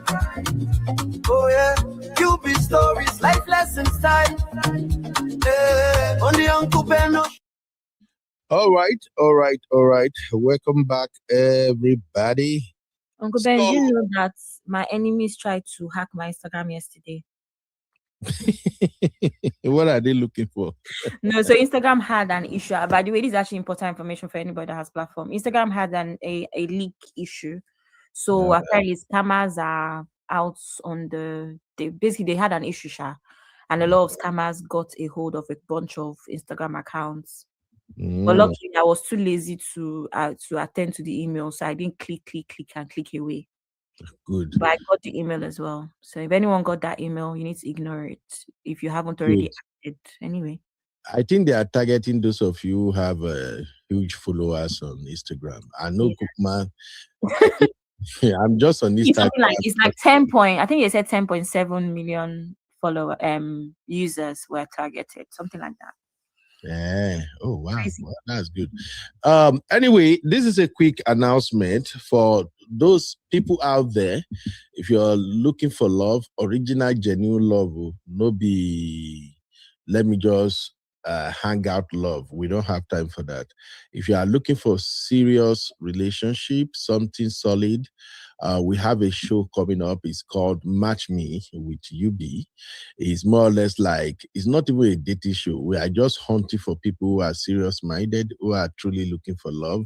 So I pinned the registration form to the comment. If you are interested, click on the registration form, fill it out. It's just simple thing. I just want to get to know you and probably get to know what kind of man or woman you are looking for. So on the show, I'm going to put all your requests on a card. I will read it out and I'll put it out there for people who might be interested in you to reach out. Now, the way we're doing the show, we don't want to put everybody privacy out there. We just want, even when I'm reading it, I'm going to use alias. I won't call your name. I don't want people to start disturbing you. If anybody is interested in you, if they reach out, then I will let you know that somebody want to meet you. So if you want me to send your handle to them, I will send it to them, and then you guys can take it from there. We have an example of that on our yesterday show, and it was so interesting. So during the show, people who really, if you are really bold, you are really serious about finding your man or woman, you can call in, you can chit-chat with me. Basically, we just want to get to know you, get to know what you are looking for. And during the show, I also want to know where you are currently, if you are serious or not. And if there are some issues you are trying to address in terms of how men are moving these days or how ladies are moving these days. I have a lot of matured brothers and sisters on this channel. They can actually, chime in, and hopefully God will make it happen. All right. Let me know the kind of man you are looking for. If you are looking for thick and slim, Abby, how do you describe the guy to the right on the screen yesterday? Thick, slim, Abby. Slim, thick, Uncle Ben. Slim, thick. When I say no be thick, when I say not thick. As in TH. So if you are looking for a slim, thick guy, you're welcome. But I will advise you, as a lady, look for men who are bald-headed like me, men who has one pack, men who can take care of you. Those are the men you should be looking for. I don't know why. So if a man is not bald-headed, he cannot take care of you. I'm not understanding. What's the correlation? Please don't start. It's Sunday. You see, bald-headed men have the tendency to not cheat on women. That's not true. Both men are so sexy. It's true. Men with one pack, they don't hop from ladies to ladies. So if you are looking for serious love, ladies and gentlemen, can I tell you my spec, please? No, tell me I don't want to hear your spec. My spec is 6. Is it 666? God forbid. This is not devil's number. My spec is 6 feet tall, 6 figures, and 6 packs. Yay! Tall, dark, and handsome, and rich. Okay, you want to hear my own spec? What's your spec? Your spec is already your house, sir. No, I'm still looking for my 70. I'm still looking for my 70 years old sugar mommy that control billion. That's my spec. Oh my God. Oh, I say, get Jeff Bezos here. Kilo day. Jeff is off the market now. So, ladies and gentlemen, if you are seriously looking for something solid, click on the link, and then We will pray. We will see how we go from there. I already have a lot of people who have filled the form already, and I'm impressed with what I'm seeing. When I look at the form, I am looking at the professional section of the form. And the ladies and the men I see there, yeah, I'm impressed with what I see. They have fantastic profession, great careers, and that tells me that finance is not the problem. So as a man, if you money now water. Yeah, as a man, if you are really interested in meeting these sisters, please, if you know you don't have great job, you don't make good income, don't waste your time. I'm not interested in that, because even me as a girl's dad, I will not open my eyes and tell my daughter, say, go marry person, wasted they try. No. I don't do all the suffer where we supposed to experience for my family, for my children. I don't do all the suffering. Now I want them to have soft life. So if you know you are capable as a man, you are already there, you know that, yes, I am looking and I'm ready to get married. This show is for you. Thank you, ladies and gentlemen. Now, let us... Please wait. I want to say something, please. Also, I'm baby of the house. So if you want to get through to some of my sisters quickly, come and bribe me. I will talk to them for you. Okay, it's not how they used to do it. You have to bribe baby of the house, the younger ones of the sister. Abby, no, let me remember. Apply pressure. Don't let him remember all those good old days where my sisters, where men were still chasing them. Except for my eldest sister, the other sister where I get with senior on me. That time, boys go, they come look for my sister. If you come, bring money for granite or something, forget to Nami go spoil your show. Yeah. Even me, I went through that with my cousins, my older cousins too. I remember back in the days, condensed milk was raining. Some guys, when they come, they go bring condensed milk for me. Now me go call my sister, come out of the house.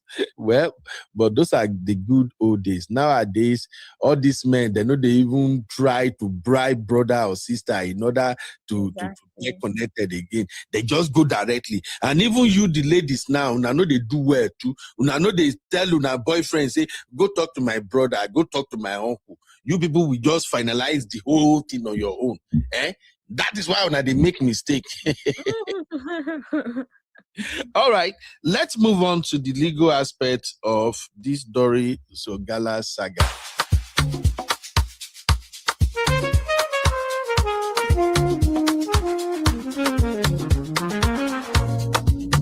Yeah. You be in the building. Hey, vibe with Uncle B. All right. You're welcome back, ladies and gentlemen. So I saw this today that Doris, Chris Okafor lawyers, they are already on this case. And here is what they have to say. He says that Pastor Chris Okafor's lawyer files a lawsuit against Very Dark Man for cyber incitement, cyber bullying, cyber harassment, cyber stalking, criminal defamation, and malicious impersonation. Only one Very Dark Man. Then he goes on, according to the lawyer, Pastor Chris Okafor is demanding a DNA test involving the lady who appeared in a video shared by Very Dark Man to clear his name and prove his innocence. The lawyer stated that although a DNA test was allegedly done in the past, the pastor is now requesting a new DNA test since the issue has gone public. He also clarified that the pastor supported and sponsored the girl to Canada out of goodwill, not because she is his daughter. This matter go long. But let's hear directly from the lawyer. Case. It has come to our notice and as well to the public domain of the cyber incitement, cyberbullying, cyber harassment, cyber stalking, criminal intimidation, malicious act of imposture perpetrated by Mr. Martins Vincent Osi, popularly known as Very Dark Man, and the lady, Miss G, that's how the lady introduced herself during the time of their committing this crime. Now, it's no longer news that this act of criminal stalking and the cyber crime and libelous article and comments started by one against our client, Dr. Kafu, senior pastor, Dr. Kafu, started by one Miss Doris, Ogala, and the cohorts. However, our interest in this press briefing is not on her and her laughable and good digging story calculated to exploit our clients through deep blackmail, taking into account the ongoing investigation and intervention of law enforcement agencies. So who say that on that be right back. That everybody should suspend commenting on it since they are investigating it. We reported this matter to the police, and you said that our client breached his promise to marry you, and some other things to say. Instead of you to follow the due process by approaching court with their evidence and prove their case, you decided to go into social media, thinking that when you blackmail our client as a pastor, thinking that when you start crying, our client will call you to give you money or whatever thing. So we said we have not seen anything happen. Assuming without considering that our client breach the promise to marry you, is that a ground for you to start posting his pictures to the social media? That is the question, and that is cyberbullying. The law is very clear. And some persons say, why should you go to police? Go to police. When is going to police becomes a crime. Or do you want our client as a pastor to start fighting? Or do you want our client as a man of God to start banding words with her and her cohorts in the social media? Knowing that some persons, some men of God, which will make available to you, which you are calling CAM and PFF to investigate, are pushing them so as to put down his ministry. But we don't want to go into that. So we are going to police. Police now has advised that on that particular issue, none of the parties should make comment on it. And we decided and humbly respect the police and the security agency in that regard. And so as to allow the wisdom of the law to take full course in that perspective. Now, it is, however, worrisome that while the above remains, and that is the issue of Doris Ogala was on, and remains inconclusive and under investigation, a disturbing and disparaging story began to make rounds in social media, setting the social media space agog and throwing blaze against the personality of our client, Senior Pastor Ogala. Now, our attention to that in that regard has been drawn in that the individual herself, the lady who introduced herself as Miss G. Okafor. If you watch the clip where this issue was committed, she introduced herself as G. Okafor. The reasons for that, I don't know.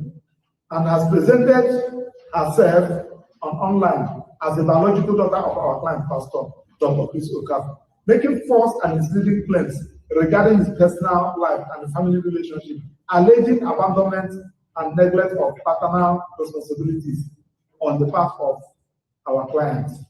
Now, the lady in question came up and he made the statement that our client is a biological father and failed to take the responsibility of them.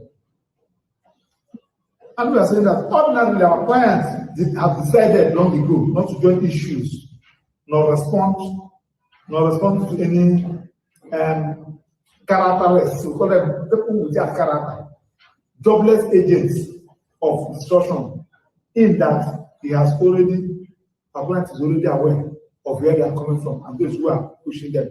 So joining the issue with them will make them succeed by making to this focus.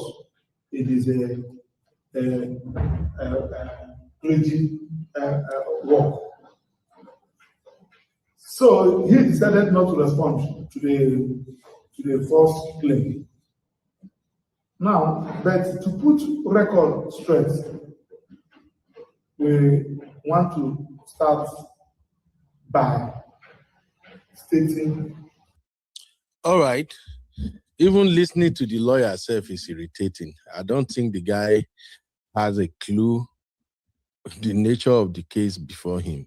I'm sorry, I'm not a lawyer, but I don't think I will hire somebody like this to represent me. Even the way he's talking like Osho the lawyer. No, I'm not trying to disrespect him, but from the lawyer's body language, you can tell that the guy knows this case is a mess.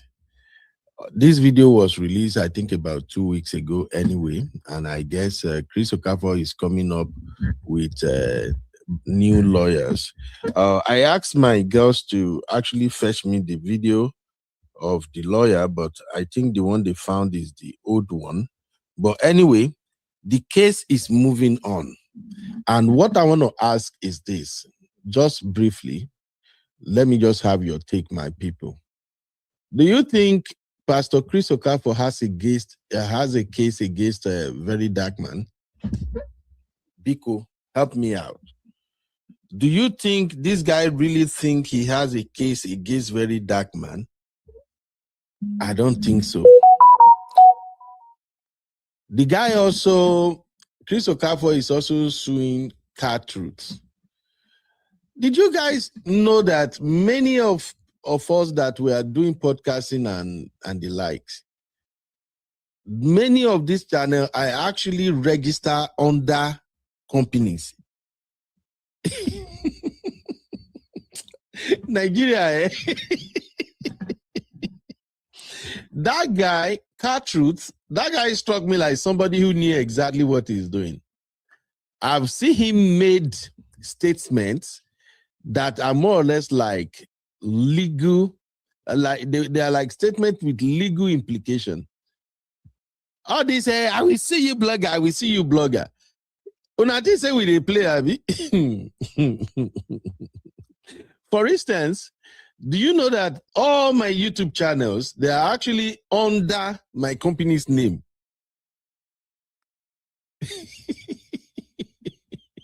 I'm just thinking, because all the time when I see, oh, I will sue a blogger, I will sue a blogger. Well, maybe those bloggers, those ones that just turn up their camera, they just talk, yap, yap, yap, yap, yap. Those ones, they just they hungry, they just they find money. I get it. But if you go sue some bloggers, when they turn around and come after you, you go pay damages. You go pay damages. Did these folks even knows that when people come to a platform, once the platform has its own disclaimer, and whoever is running the platform is not making direct accusation at you. If they are just restating what the person that came to their platform says, go and read, though. There is something called fine line. Now, America, now I learn them. Sometimes when you check some contracts out, there are some tiny letters where go date the bottom of that contract. Or at times when lawyer prepare document and you see say those documents, it come with volumes with a lot of pages. There are clauses that they have included in those documents that if you don't take your time to read through, you will skip it. And you just say, I'm taking this person to court. By the time you reach court, when they pull all those clauses out, you go shock.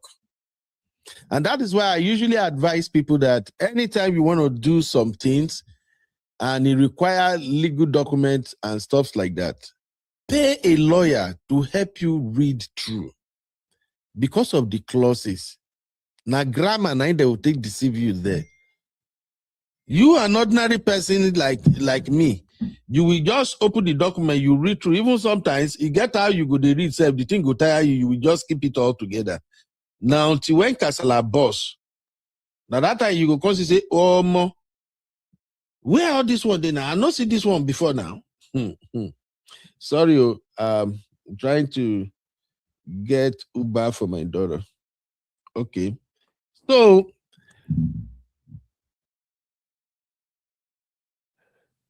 all right. So, when this lawyer said they are going to sue Very Dark Man, I hope the lawyer know exactly what he's doing. And that's why I'm asking, do you think these folks, they really have a case against Very Dark Man and Cartruth? I heard Auntie Aduni said that if she's in Nigeria, they would have even included her on the lawsuit. You can't do shit. So far, the person where they talk, you see her and the person they talk. All they do is provide platform until they accuse you directly. They say you did this, you did that without evidence. Now that time now you get case. That is why you see that there are so many cases against Very Dark Man, and yet nothing is happening to him. So please let me know. If you think Chris Okafor has a case against Very Dark Man, drop a 1 in the chat.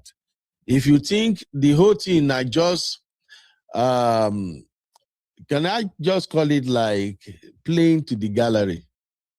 Maybe it's just a way of sending messages or threats to any other person that want to like talk about the issue. That dude look guilty as fuck. I'm sorry. If all these people turn up with their evidences against him, he go run. What he's just doing right now is he's trying to survive. That's all I see.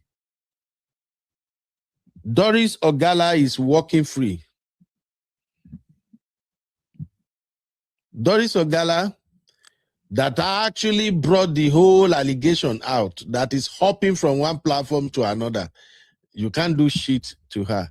Then you are thinking, I will sue this one, I will sue that one. The only thing I'm afraid of, which is why I'm kind of concerned, is I don't think Doris Ogala is stable. I'm just thinking, hopefully Doris Ogala will not throw all these people under the bus. But if Doris Ogala stands on business and she's ready to see this through, Oga Chris might go to jail. Thank you, Oshe. Oshe said Chris Okafor lawsuit against anyone is just flop. I agree. I see it that way. Okupati said the two cases, they inside water. Absolutely. I think they are just trying to just dance around it. Maybe hopefully the case will go away. And the way Doris Ogala is moving right now, I think the case is already died. Is dead on arrival.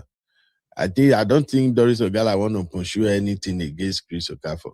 There is no way she will bring Chris Okafor down and she will not indict herself. So Chris is just trying to stay afloat. That's my take. Oshe said Chris Okafor is just trying to save face. Absolutely. Absolutely. That's what I think he's doing. Ashley, what's up, mommy? It's been a while. How are you doing? Ashley said, I've been listening in the background, although not from beginning. Okay, my dear. You're welcome. Oshe said they don't want their church customers to know what they are doing. They will fight tooth and nail to protect their business. Absolutely. M5 say lawyer under Petesi. When I that lawyer anyway, I wasn't surprised why Mazim Nandikanu fire him and said, I would rather represent myself. Ogala lawyer reviewed this case very well. Oshe said pastors are so jittery about their matters being discussed on social media because they are using social media to market their business. They don't want their church members to pay tithes to know. Abi now. As I say, Okafor's new wife will come and tell us the final story after she becomes a single mom later. Finger crossed. Even that marriage, don't they shake already? Don't they shake? Unless they take Juju Hula. Fansam said, has pics and videos of him and his Jeep. Okay, has pics and video of him and his Jeep when he brought her the dollars. Yes, if we have to go by what Doris is saying, but again, I don't think Doris is a stable person. If you have to go to war, if you have to fight on behalf of anybody, definitely not somebody like Doris Ogala. Mona Noves. Definitely not somebody like Doris Ogala. That woman, nah. I ain't gonna put my reputation on her case. Anyway, that's it. Now, let me just finish up the final segment and we're going to be out of here, my people. You are watching UB Stories. Like, subscribe, and leave your thoughts in the comment.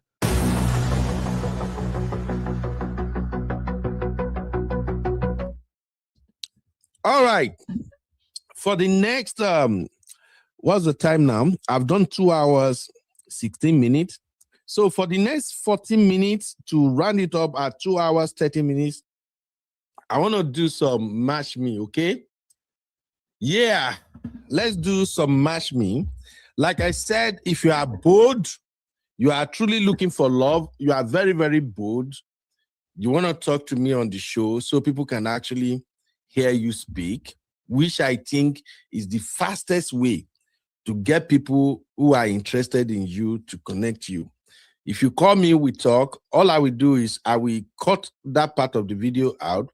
I will repost it so that people can get to watch it over and over again. And who knows, your husband, your wife may just listen to you and say, yes, I want to be with this person. So the number to call is +1 512 595 6569. Talk to me. Let me understand where you are right now. How ready are you to find love?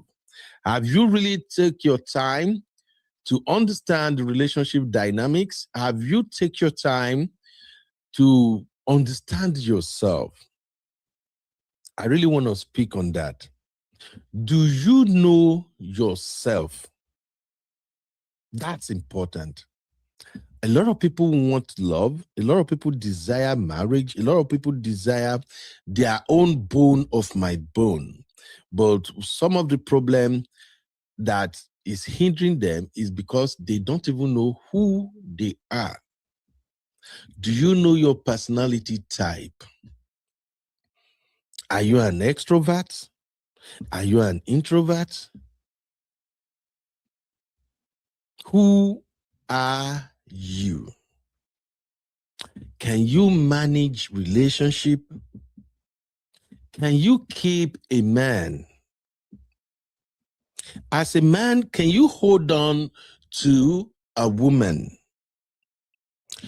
Do you really grow some knowledge? Do you have an understanding of what it requires to hold a relationship down?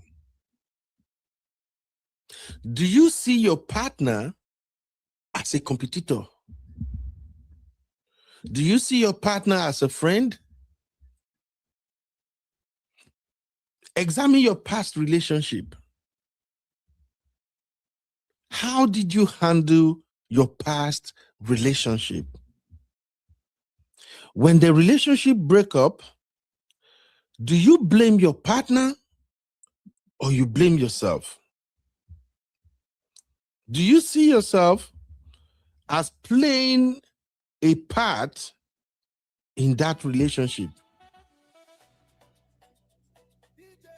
ask yourself, what are the things you did in your last relationship that you are proud of? What are the things you did and you're not proud of? We can connect you.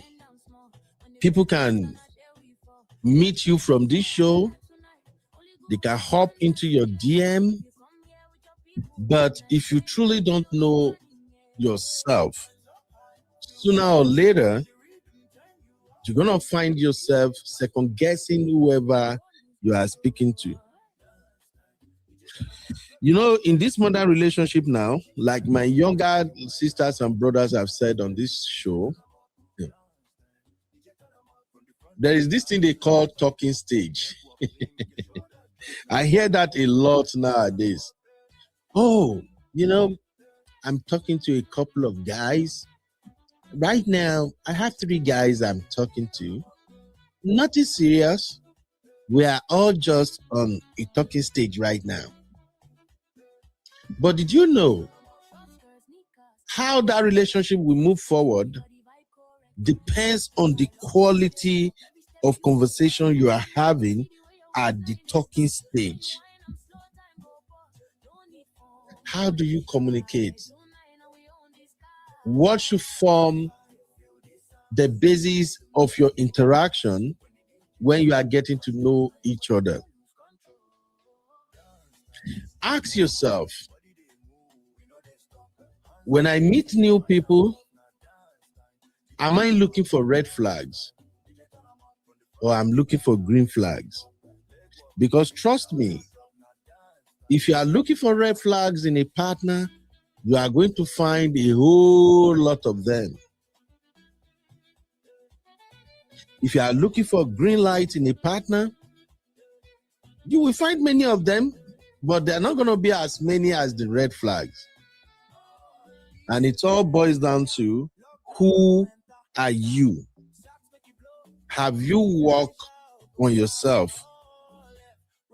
Are you ready? I ask this question all the time. When I speak to anybody who is interested in our dating show or something, even when I was doing it in the past, I always ask, on a scale of 0 to 10, how ready are you for a committed relationship? Many people say, I'm ready, I'm so ready, Uncle Ben, I'm very, very ready. Deep down, a lot of people are not even ready because they don't even know, they don't even have the mindset of somebody who really want to get involved in a committed relationship. So let me ask you, my people, as you are watching right now, this question is for singles, so not for married people.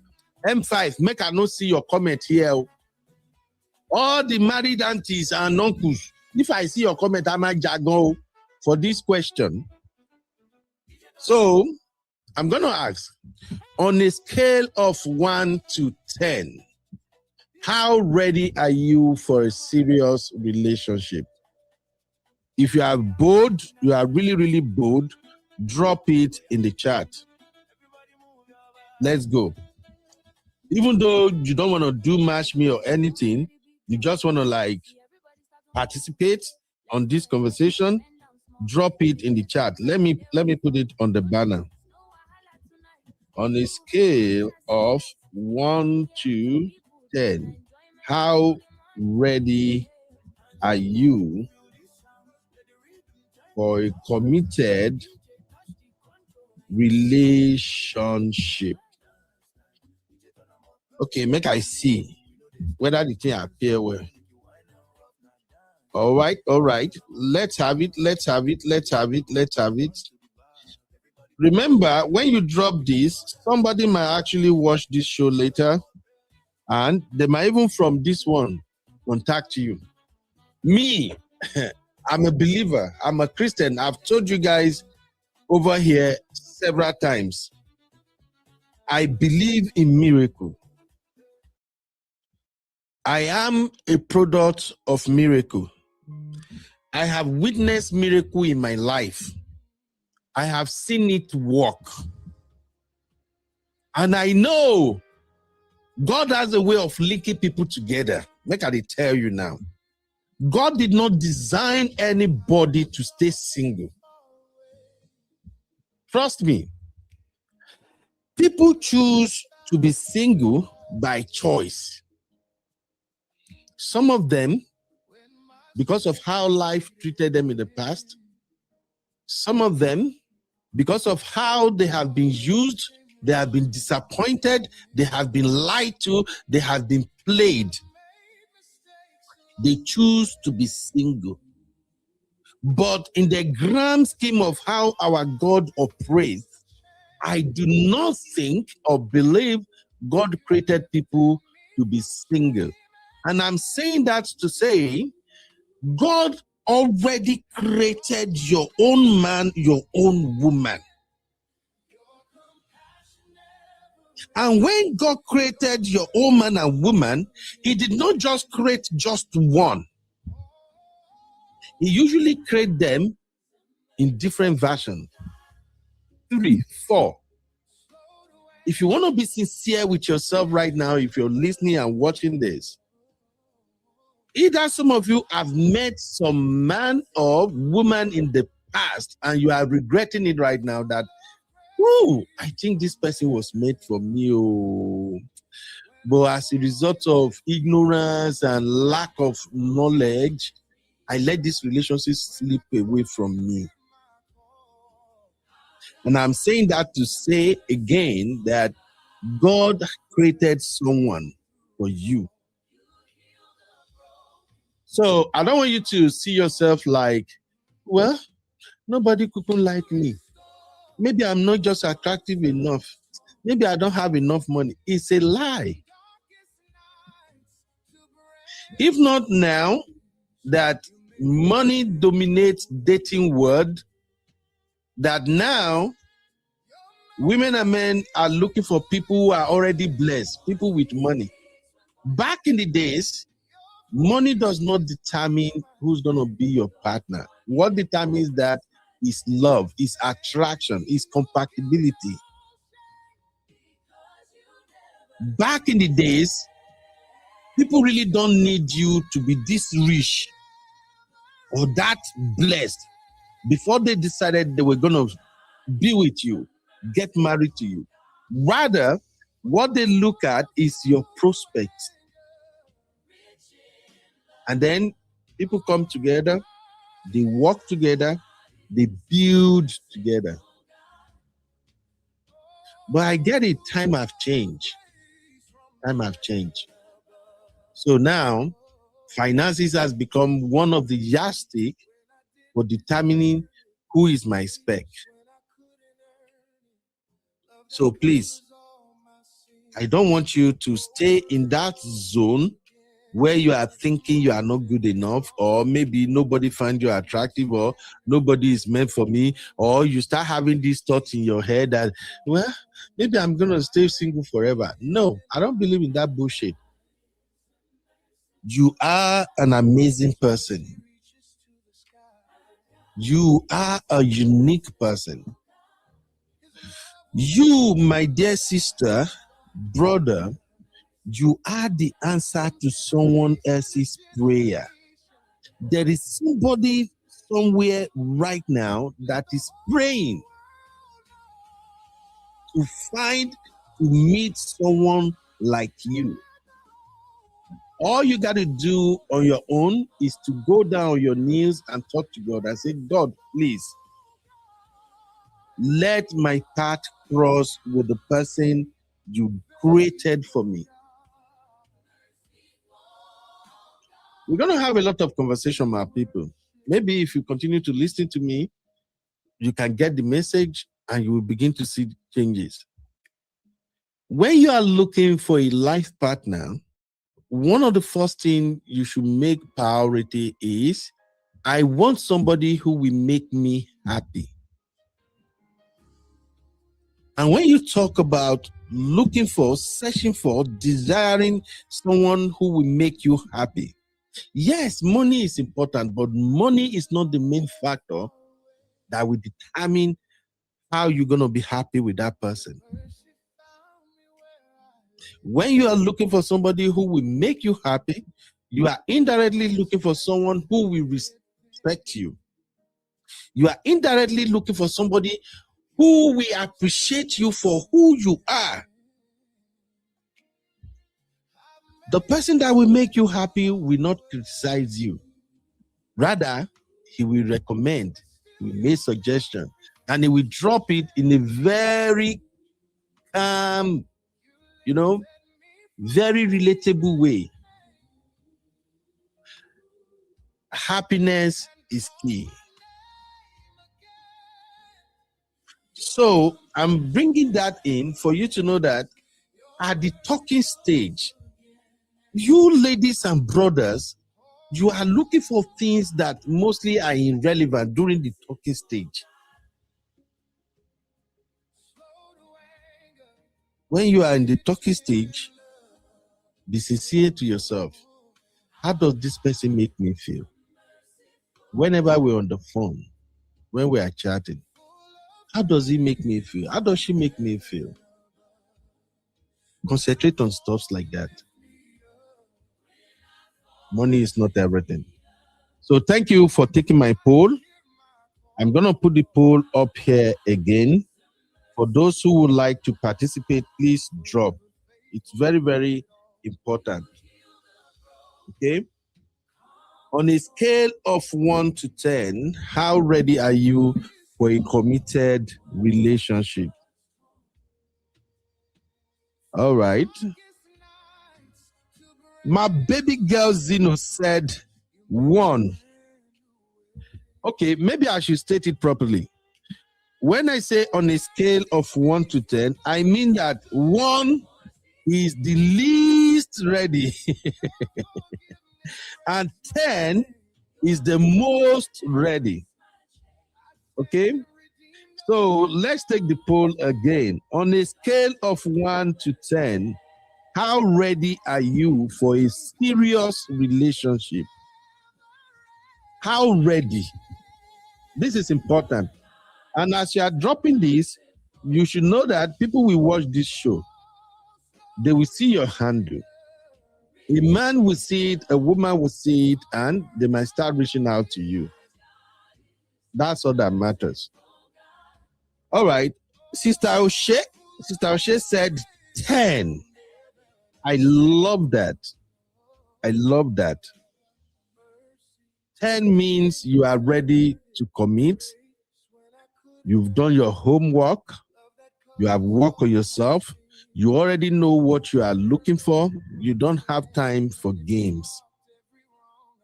10 means you are a better person now. You are in a better place. And you are ready to bring value to whoever you are going to deal with. Whoever is interested in you, you're going to bring in a lot of values. So I like that. Thank you, Sister O'Shea. Yo, Bilba, you're welcome, my sister.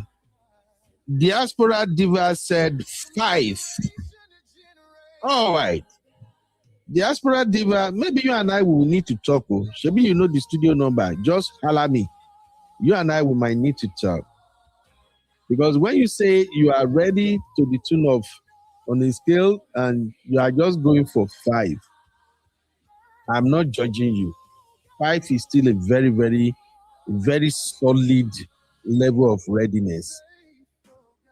Just probably mean that maybe you are still working on 1 or 2 things before you can move from 5 to 7, maybe to 8, and finally maybe 10. So I get it, my sister. When people said 5, it could be that maybe the people where did this dating pool right now, they are moving somehow. All right. My girl Zeno said 10. I love that, Zeno. Yeah. But Zeno, you and I would need to talk too. 10.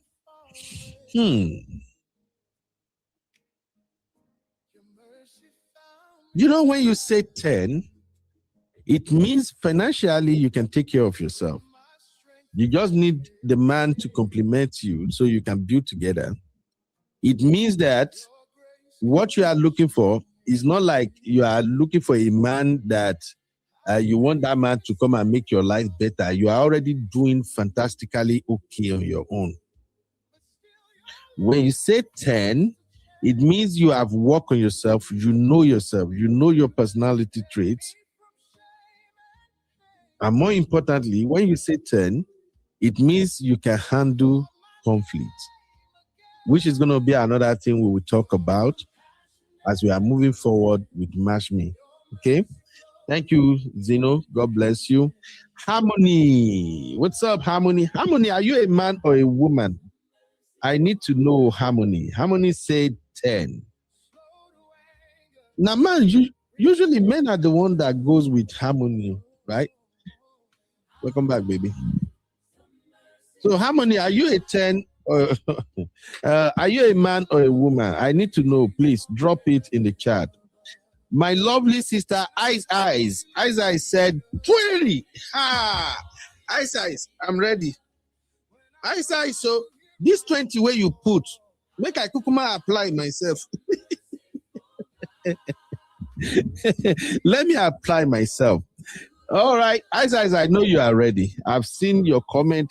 I've seen you participate on some delicate conversation, and anytime you bring in your own angle, it shows the level of maturity that you have. So I absolutely agree with that. Okay, Zeno, sorry. This one is scaling. Ice said, relationship, no. Marriage, yes. 1 million. Absolutely, Ice. And it's going to happen this year. By the power of Almighty God, it will happen in Jesus' name. Amen. All right. As I said, 1 million times ready for marriage. No strength for relationship again. I do understand, my sister. I don't understand. Yeah. Okay, Harmony is a lady. That's very good. Please fill the form. Fill the Match Me with UB form. And I'm going to get my team. We'll continue to work on it. I'm already checking out the forms. So right now we are just extracting the information and we are looking for a better way to present them. Now, when people said they are tired of relationship, please don't take it the wrong way. Okay? Don't misinterpret it. Relationship that does not lead to committed marriage is just a way. If you agree with me, drop a 1 in the chat. Any relationship that doesn't lead to marriage, yes, it may serve some purpose depending on where you are at the moment. Sharice Olivia say, can I apply? Well, like, if I see your name on the application, now me go take my hand, call my brother. We go call the entire village people on you, Sister Olivia. So, as I was saying, relationship is a different ballgame. When you are young, still growing up, you're going to be in a couple of relationships. That's okay. But as soon as you cross certain age, you really don't want to be talking about relationship. The relationship you need is a relationship that is heading somewhere. And the relationship should not headed anywhere else but your desired goals, which is to be married. So I get it. When people said, I don't want relationship, I want marriage, they are not saying, oh, I just want you to come and just propose and get we started. No. It simply means that they want to entertain communication with you. They want to give you chance. They want to get to know you, but you have to come clean. You have to come with the intention that at the end of this, our interaction, we are going to walk down the aisle together. And please remember, many women and men these days, they don't have time for games. Games are too boring now. Nobody has time to waste. And please understand, I've always said this. If you are in a relationship with someone and after 6 months, you don't know where you are headed in that relationship, you are just wasting your time. You are just wasting your time. Date with purpose.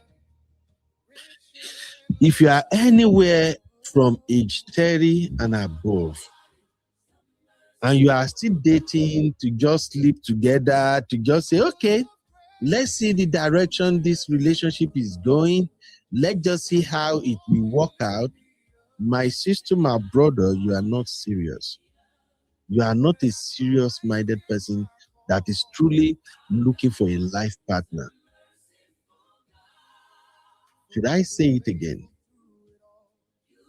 If you are over the age of 30 and you are in a relationship with someone, and you know deep down inside of you, you cannot tell that this will be the outcome of this relationship, you are wasting your time. The world we live in now is very, very fast. These children we are having these days, they are growing so fast. If you are 30 and you are still with a man that all you guys do is you cash cruise together, you go out, you have fun, you sleep with each other, hey, you are traveling, on your Instagram is, hey, look, we are in Meneke, and you are showing people, look at our hotel room, it is fancy, it is this. Again, you are not heading anywhere. In your mind, you know that you and this guy have not sat down and have concrete conversation. A conversation that comes with a timeline. I don't know how people do it.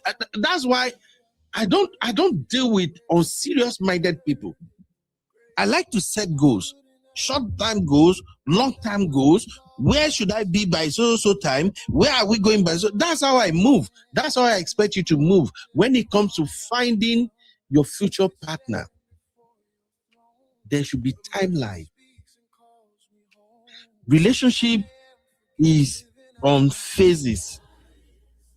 From the first month that you met to the third month, you guys should know where you are supposed to be with the relationship. From the third month all the way to the 6th month, you should know where you are. If all you are doing is you are still moving around in circles, time waits for no one. The children we have now, they are growing faster. Look around you. The young girl you saw the last time, the young girl you saw in 2020, this is 2026. Go back and look at that girl. You will see how grown she has been. The boy you saw in, let's say the boy that was 15 years old in the year 2020, if you go and look at that boy now, that boy will be 20 years old. And you will see he has become grown, muscular, everything. They are growing faster. Why am I saying all of this? As these children, these younger ones, the more they are growing, getting matured, the slimmer your chances become. I don't want to do the stupid rhetorics that a lot of people do on social media, that it kind of come across as negative approach to advising people about relationship. So that's why I'm being respectful about this. But you should know the meaning of what I'm saying. People grow faster now. The girl you saw in 2020, she was 25 years old. By now, that girl is 30 years old. So if you are 30 years old in 2020, by now you are 35. And time moves so fast these days. So I'm saying all of this to say, when you get connected with anybody, From the first hello, hi, that your talking stage, that is when you are supposed to be moving with a purpose. Don't give the people, whoever you are dealing with, don't give them the impression that you have no direction. I am not saying you should rush into marriage. Please don't get me wrong. But with the information available these days, with a lot of sisters and brothers who are relationship experts, and the information they are putting out there now, you should know how to conduct yourself. You should know how to set goals. You should know how to set boundaries. You should know how to vet a partner. You should know what the person should be saying that can give you the signal that I don't think this guy is serious. I don't think this guy is serious. And that comes to you. Let me even put it this way to you guys. Even you need to know that when you meet someone now, as a girl, if you meet a man 36 years all the way to 50, who is also serious about relationship, just know that the way you are vetting him is also vetting you. If you understand what I'm saying, drop a 1 in the chat. Make it not be say I just waste my time. Please drop a 1 if you understand what I'm talking about now. As soon as somebody gets in your DM and say, hello, hi, oh, I saw you from UB show. I just want to get to know you. As soon as you are thinking, oh, well, this one don't come again. Make I hear what you want to talk. Oh, let me just see. You are approaching that person with a nonchalant attitude. Do you know what that will do to your chances of settling with that person? Whatever the person is saying, every text messages, every communication between both of you, within the first 1 month to 2 months, you won't be serious with it. That's what it does. You will not be serious with it because in your mind, you're going, this one don't come again. What it do? They don't come. They don't stagger up and down, enter my DM. So when the guy wakes up in the morning, depending on wherever he lives, and he texts you, good morning, sunshine. I hope you had a good sleep. I just wanted to say hi. Because in your mind, you already consider that person as one of those shenanigans, one of those charlatans who are just moving from DM to DM. Do you know what will happen when you see that type of message? 1, you will either ignore it. This one don't text me. What did this say now? Especially ladies with that on our finger. Take care. Oh, good morning, sunshine. I just wanted to check on you. Beg Jare na them. You will drop the phone. You won't reply. But he will know that you've seen the message. So maybe it now took you like 3 or 4 hours later. You just carry your phone sluggishly and you're like, hey, my day is good. Thank you. You see, that 3-4 hours it took you to reply to a simple good morning, sunshine. How are you? How was your night? That 3 to 4 hours is telling him something. It's telling him something about you. That is why I said, as soon as you are vetting whoever enter your DM, the person is also vetting you. So a serious man who send you a message 6 a.m. in the morning did not get a reply until 10 a.m. That is already telling him that I don't think this guy is taking me serious, man. I don't think she's taking me serious. Tomorrow, he did the same thing. Or maybe later that day, during bedtime, he reached out again. Hey, Bibi, how are you? Today was fine in the office. How was your day in the office? I hope everything went well. Just wanted to say good night. see the message again. You carry that on a which finger. What they call acrylic or whatever that one. Can. Oh, why is he bothering me now? He's even asking how my day. Well, this one just will make I talk. Well, let me just say some. You just type. Well, my day is fine. Thank you. You drop it.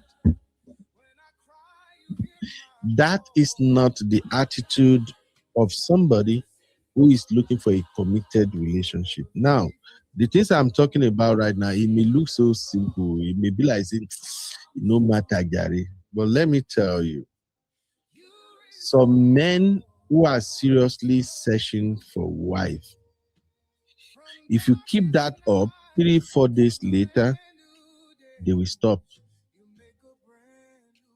The ones who are persistent, they may continue like maybe 2 weeks. You keep it up, the same attitude, they will stop sending you messages. I know what you will say right now. If my baby girls are here right now, they will not begin to tackle me. If Sisi is here in this studio with me now, while I will start, they will just, no, if the guy is serious, he got to be consistent. He should be persistent. He will continue texting. He should continue.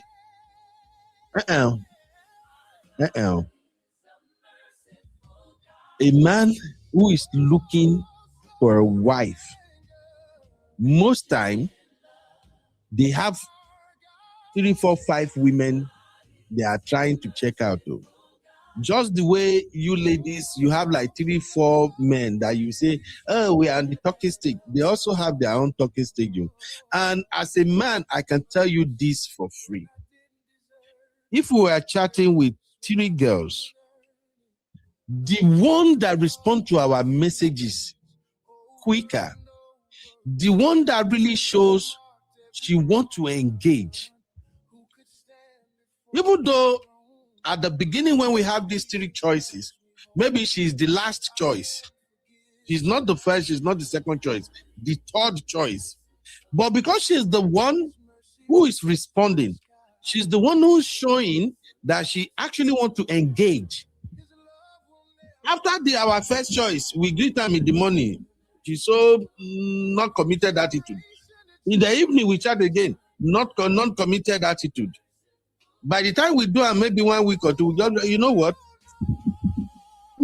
She doesn't even have my time. Let me just forget about her. Let me check out Bola.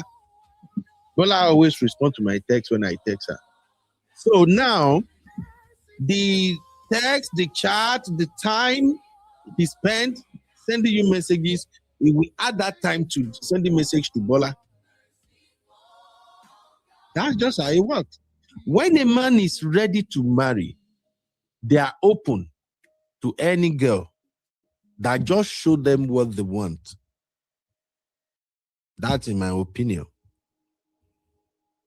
When a man is ready to marry and is getting to a level of desperation, he's just looking for the woman who gives him attention. You see, all those things you said that women need this, women need that, men also need it. It's just that we are not loud about it. So please, ask yourself again, am I ready? Every relationship starts with communication. Work on your communication skill. Let me ask you right now, how do you feel when people send message to you, or when you send message to people and it takes them forever to reply? Just tell me in the chat, how do you feel? So please, you have to work on that. That is why every relationship expert will tell you communication is the key. Don't play with it. Okay? So on a scale of 1 to 10, I need you to start rating yourself and start working on yourself. So start with communication. And by communication, I mean talking stage. Since we say, now how na take the categorize relationship these days be that, oh, we are on talking stage. I still talked to one of my sweet sister a couple of days ago. Yeah, the sister is actually in Nigeria. And I'm like, kilo hapu. December don't come, go. You never do wedding. Don't come for me. I'm an African man. We always ask this question. If you never wed, we go ask you why you never wed. So I'm like, sister, kilo shele. Everybody come on, dirty December, green December, everything. What happened? You never still wed? And she's like, oh, but I beg, but I beg, leave me. These men are not too serious. But anyway, I have some men that we are still on talking stage. Anytime I hear that talking stage, they always make me laugh. Oh, we are on talking stage. But the question on my mind is that sometimes I feel like asking, but out of respect, I usually don't ask. What I usually feel like asking is, okay, this talking stage, what are you guys talking about? What are you guys talking about? On a serious note, from your talking stage, you can talk a man into taking you seriously and get committed. And brothers, from talking stage, you can get a beautiful, professional, amazing sister to start considering you, to start seeing you as the right man. Don't play with talking stage. All these things we're doing about match me, it's all going to start with communication. You feel me? It will start with communication. When I announce your intention during our show, whoever is interested in you will definitely ask me for your handle. When I give the handle out, they will reach out to you in your inbox. Just know that the game has started. So work on yourself. Okay? Don't let your talking stage start with, hey, where are we going for our next date? No. Let every opportunity you have to chat, to text, to talk to anybody, let every opportunity be a memorable communication. Let people begin to see you differently. That is the key. That is the key. When I was poor, younger, and no money, I dated a couple of fine girls. Like girls that if you look at my financial status, I'm not supposed to stand a chance. But guess what? I dated a couple. I'm so proud of them. So many of them are married now. They are doing very, very well. And I respect them a lot. But did you know how I get lucky with these fantastic ladies? It's because to me, every communication is unique. I have one juju that I use on people. Make I confess now, make me know. No be juju as in negative juju. But my juju is this. It's very simple. If I have even 3 to 4 minutes communication with you, I will make sure I make you laugh. I don't know. God just blessed me with that talent. I have to 3 minutes. May we just talk for any sister that have spoken with me before, please, you can attest to this. You and I, we spoke of 3-4 minutes. You go laugh. I will make sure I make you laugh, and even me too, I go laugh. You got to cultivate that.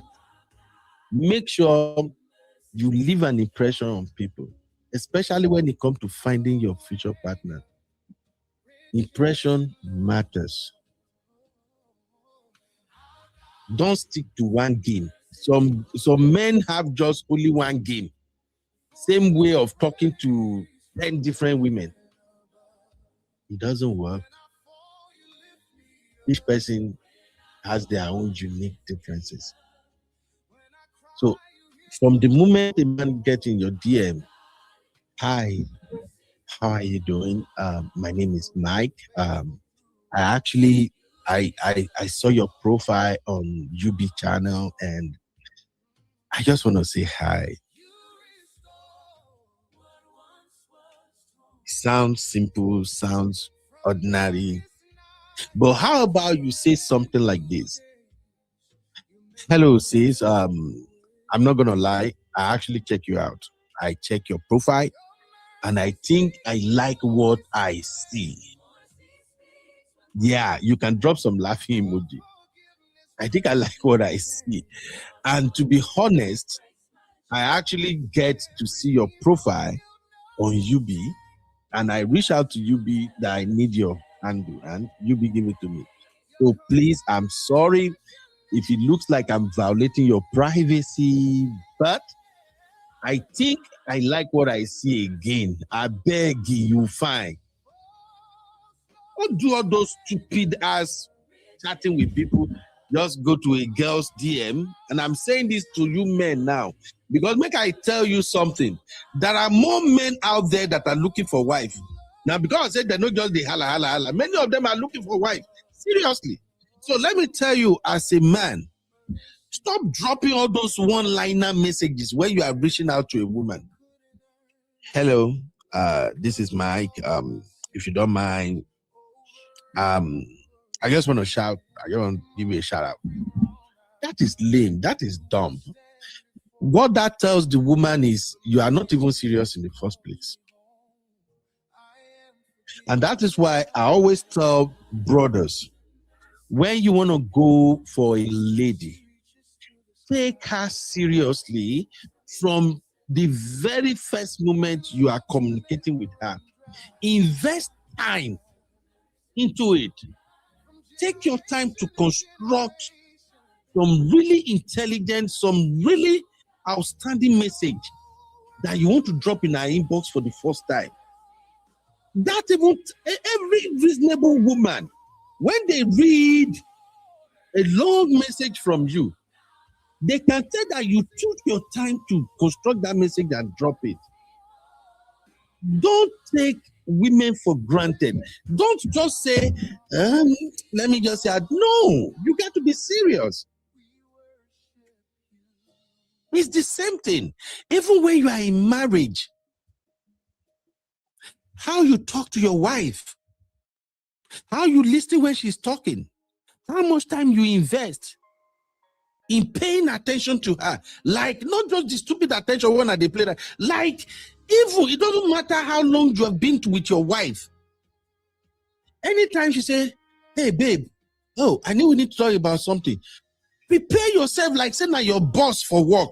Now I won't have communication with you. Let her see the seriousness in you. That is how she knows you value her. So bring that into the talking stage. When you want to talk to her, take your time to construct the message. I'll give you an example now. My sister Oshe, let me use her as an example now. Let's say I'm somebody who is interested in her. This is a beautiful, mature sister. She is not a secondary school or high school leaver. She has something doing. You want her to pay attention to you. So if I have to reach out to her, I will take my time to construct a very solid message that I will drop that will look impressive. So how do I do that? As soon as I get her handle, I will go and check her out. Go through her pictures, images, everything. Try to look, me, I'm good at doing something. I can literally click on your picture and be looking at your face on your picture and try to figure out who are you, who is this person. Then I start clicking on other pictures, checking them out, looking at the environment where you took those pictures. And I will start seeing, because all of this will give me an insight into who you are. I pay attention to environment. Not just your face, not your wig or everything. I will look at that, all right, but I will be moving from picture to picture, seeing the environment, because the environment talks to me. I will go through like 10 pictures. I will be asking, okay, I need to see a picture where she's smiling. Okay, I need to see a picture where she's just doing regular things. Okay, let me see a picture where she actually dress up looking good. I will check all of that. So now when I want to reach out to her, like Sister O'Shea, for instance, now, I will take my time to construct the message. Hello, hello, O'Shea. I don't know if I should call you that, but I got to be honest with you. I actually came across a video on UB channel, and I think I like what UB say about you when he was reading your profile. I think I'm interested to know more about you, and I will be honest, I have checked your profile, I've scrolled through your pictures. Some of those pictures are really amazing, but I think I like the one where you were jogging the most. That tells me like, yeah, you are really fit. But anyway, my name is Ben, and please forgive me if it seems like I invaded your privacy, but I just want you to know that I think I like what I see. I will appreciate it if you respond to this message, but seriously, I think I want to get to know you more.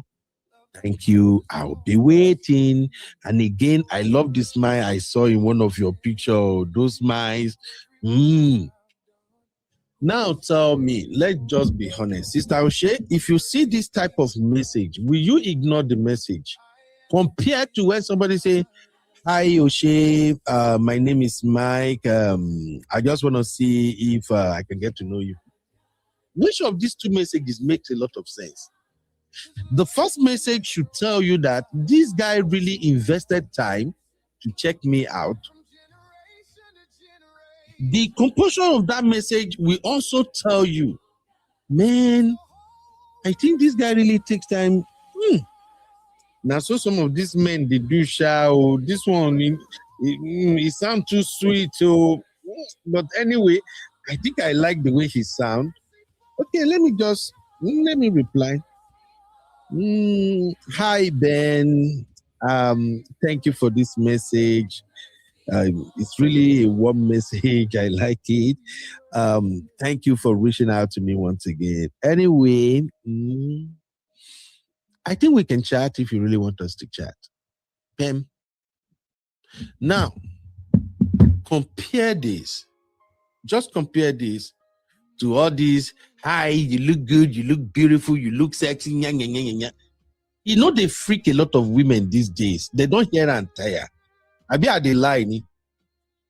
A lot of women hear and tire. So, bro, if you are starting this talking stage, this talking, crazy talking stage, where will I get now? If you are doing this talking stage with a sister, and all you want to do is to compliment her beauty, her bum bum, her this and that, you are simply telling her you are unserious. You feel me? So you should learn how to make talking stage look really perfect for talking stage. You see what I'm saying? Yeah, thank you, Sister O'Shea. I don't even know that you were following me. He said he took his time to assess me. Exactly. You have to take women seriously, brother. It pains me to see a lot of brothers these days at 35, 38, 40, 41, 42, even up the way to 50. They are still struggling to find good women. And I say this all the time. Almost every time I see wife material. I'm telling you. Every time I see wife material in a lot of women these days. Do you know why? Because I already know what to look out for. Some of you brothers, you don't really know what you look for in a woman. You are looking at the artificials. These things that really don't matter. A woman you truly desire, yes, you admire her, you like the front, you like the back. That's okay. But make I tell you, after you people start dating and then you get married, after a year or two, the front, the back will no longer, it don't really matter again. The inner beauty is what matters now. And do you know how to put fire in that inner beauty? Is how you treat her, how you take everything about her seriously. That is what will be bringing. It just be like, say, every day it will be renewed the beauty in her. You feel me? As I did like this, I'm very, very stubborn. I'm not gonna lie. I stubborn. As I they talk now, as I did this show, they talk now. Even if my Oga, when they pay my salary, call me, as I did this show, I go block the call. Maybe if I want to do a courtesy, I will just send, I will call you back. Finish. But if my wife call me now, I will put it on mute. I will pick the call. Hey, babe, I did life, babe. I'll holler you back. Just give me like 20 minutes. My wife knows I'm live. My wife knows that the time I use in answering that call, that definitely I stop whatever I'm doing to answer that call. It shows value. So from the moment you meet a woman, from this talking stage, everything you do, show her that you are different from many other men she has come across. And the easiest way to show her you are different is by committing time, is by taking time, investing time into everything you say to her. In your statement, in your chat, reverend her. I'm not saying you will overdo it, no, but trust me, matured ladies, they know when you are showing them respect. You don't even have to overhype it. From how you talk, how you text them, how you word your messages, you know that you are respecting them. And that will determine how they also respond to you. Now, this is what I want you ladies to take away again from this show. If a man is investing time to correct his messages during that your talking stage, if a man is investing time to type the message, a man is investing time to compliment you, and you are noticing effort, don't just reply him like he's just one of those guys. That's where a lot of women get to lost their men, by not taking them seriously.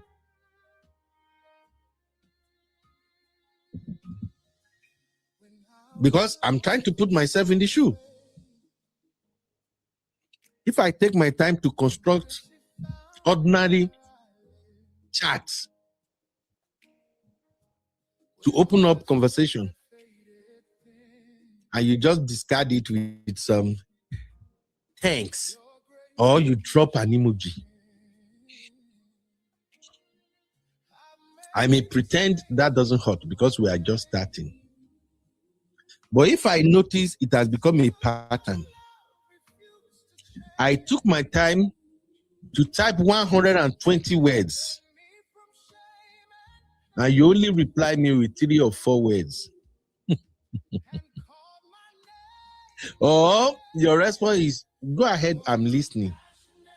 Ladies do that a lot, and you don't know how triggering it could be, how nasty it could be. A man is on the phone with you, and you are talking something serious. Let's say you start with something like, can you tell me, this is security in Nigeria, what do you think about it? And my brother took his time to start breaking it down, and he goes, well, the insecurity in Nigeria is really bothering me, you know. I think we all have to be serious. And it's like the government is not taking us seriously. The government is not valuing the lives of Nigerians. It's really disgraceful, you know. The insecurity is like they are taking it lightly, but it's actually creating more problems for Nigeria. For instance, I don't think any businessman, any international businessman would like to bring his money to Nigeria and invest it because it's not safe. But how about you?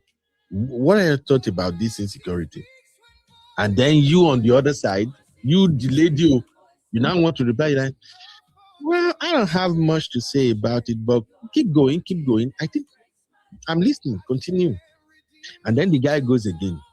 Well, I think Tinubu, the president is trying though, since Donald Trump stepped into the situation and he said he was going to come to Nigeria, gonna blazing.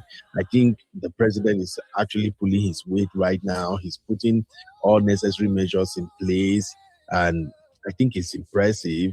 But this Tinubu administration, some people are saying Tinubu is not doing much. So tell me, girl, babe, come on, what do you think about Tinubu? And you're like, I'm listening, you just continue.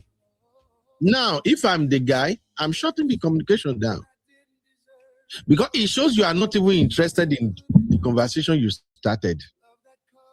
And I'm taking my time, composing myself. I'm just using this as an example. The bottom line is, if you know the guy is really investing time into you, replicate. Don't see yourself as too good, too beautiful. Don't put yourself on a pedestal and start feeling like, let him just, no. If you want to know a guy who is really serious with you, check how they pay attention to anything concerning you. You want to have conversation with you, you create time. Now we are in a very, very busy world. You might text a guy, maybe you want him to talk to you or call you, and he's very busy at work or something, and he's like, hey, sorry, I'm busy at work now, but I will call you in about 3 hours. And 3 hours reach, he pick up his phone and call you. What does that tell you, my sister? Drop it in the chat if you know the meaning of that. You want him to do something, he cannot do it, but he spoke to you politely. I say, I will do it at so time. And when that time reached, he did that. What are you getting out of that? So we're going to be having more conversations like this. If you learn one or two things from this, please drop a one in the chat. Let me just know that I'm not just running my mouth. To find love is easy. It's just a matter of you knowing who you are, do your homework, improve yourself. People value time. When people invest time in you, make sure you replicate. When you are on the talking stage, that talking stage is what will determine if the guy will really, really commit or not. And as a man, please let me sound this warning. This one is super, super important. Let me remove this first. I need you to hear this directly from me as a man.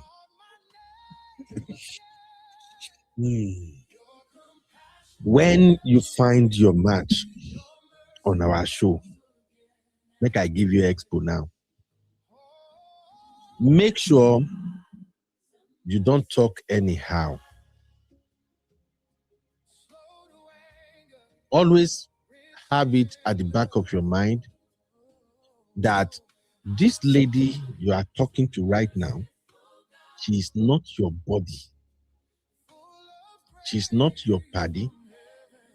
He hasn't really known you that deep.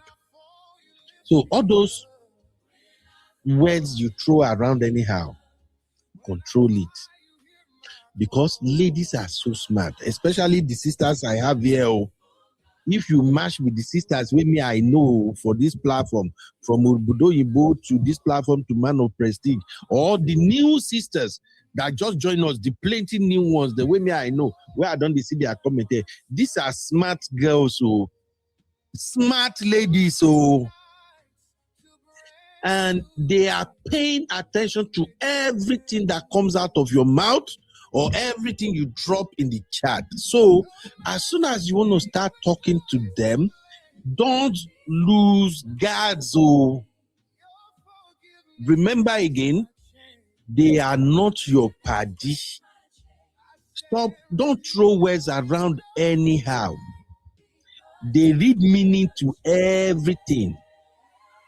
More importantly, do not generalize. Do not say things about women anyhow, loosely. Don't do it. Oh. The way women move these days, what you are saying about another woman or how you generalize another woman, they automatically take it like you are speaking to them too, because they are women. I don't know if you guys understand this, or I will say it again. If you get connected to the sisters I have on this platform, I am looking at their forms now. These are professionals. They are very, very intelligent. Don't throw words around anyhow. Wait until you are both comfortable. Wait until you are both comfortable with each other, that you can begin to throw words around anyhow. I'll give you an example. Where I'm at right now, sometimes my madam, she dressed, she come out. Where are you going? They go see my boyfriend, leave me alone. That is my wife replying to me, and they go see my friend, leave me alone. Sometimes I leave work. Maybe they come, I stop for gas station or something or one thing. I feel reach house, and my dad will be like, Oga, where you brush? I'm checking the time.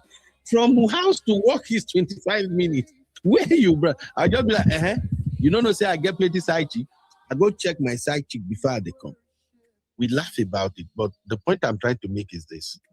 We've been to a point whereby we are so free with each other. We play, it doesn't mean anything. The same applies when you are meeting a woman for the first time. As a man, caution your mouth. Don't start using loose words anyhow around these sisters now. They are way too smart for their own good. Now, God, I think the man, so that you will not jeopardize your own chances of finding a great wife. Don't do loose mouth. Caution yourself.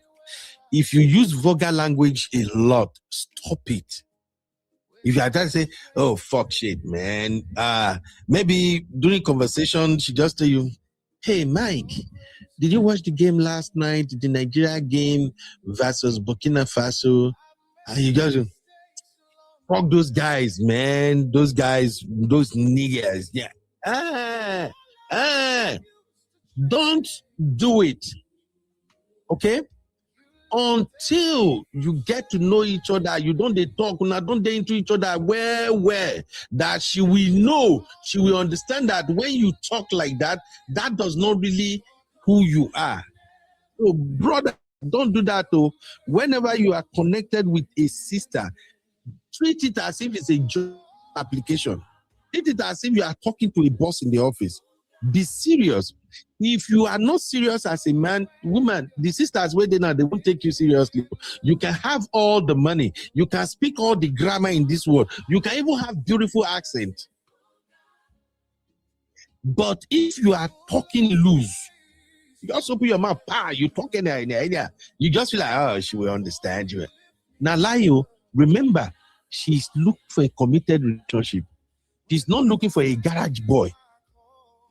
She's not looking for a guy that, okay, because you have this fantastic, fancy car, beautiful house, then that gives you the license to just talk anyhow. Women think for their brain, the way women brain is wired. Only God now go save us. So all I'm saying is that, brother, please, from that talking stage, begin to sell yourself. If you can impress her, if you show her that you're a serious kind of guy, she will take you seriously. All right? And when you are still on that talking stage, as a man and as a woman, always remember that the talking stage is more or less like information finding. The lady, the man want to know more about you. So this is where information management comes in. This is where it comes in. There are some questions that a woman will ask you. If you know the relationship have not gone that far, for you to tell her some deep past about yourself. Don't go into it. You can scratch the surface, but don't go too deep into it. Because sometimes you might tell a lady something that will scare her or him away. One of the things you got to be careful to share at that like stupid talking stage. I don't even know how to. During our time, I don't think we are doing talking stage. This one I say talking stage. I don't know what to constitute all of this talking stage, but I just know say during talking stage, we now talk a lot. Please, your past relationship. Those are some of the information you want to manage. You want to manage it critically. Your past relationship is where you say things that will give them an insight into who you are. Take it one step at a time. You are on talking stage within the first 2 weeks. You know, women, they will ask, they are very bold. And she just come, hey, Ben, I think I'm beginning to like you, but I still want to know about your past. Can you tell me what happened in your last relationship? What really happened? That's a temptation. You have to release that information stage by stage. Don't download everything at once. You have not really known this girl very well. She has not really known you very well. So you release it stage by stage. You can start with, well, thank you for asking. My past relationship, I think it's fun. I think it's great. Things just work out between us. I'm not going to call her a terrible woman. No. In fact, she was amazing. I just think maybe both of us are not matured enough to have managed the relationship successfully. And we have some issues here and there. But I will tell you more about it. But I just know we're not just compatible. Now, brother, women, they will press your neck. They won't let it go. They're gonna ask you more questions. Whoa, it be like Jambo. Have you seen me and my baby girl Abby or Sisi or Zino or CB? Hey, have you seen me and them go back and forth? How they will ask me when I try to explain it, they will ask another one. I try to explain, they will hammer another one. If they don't even quite agree with me, that is when I'm usually in trouble. That's the way these communications go at times with brothers.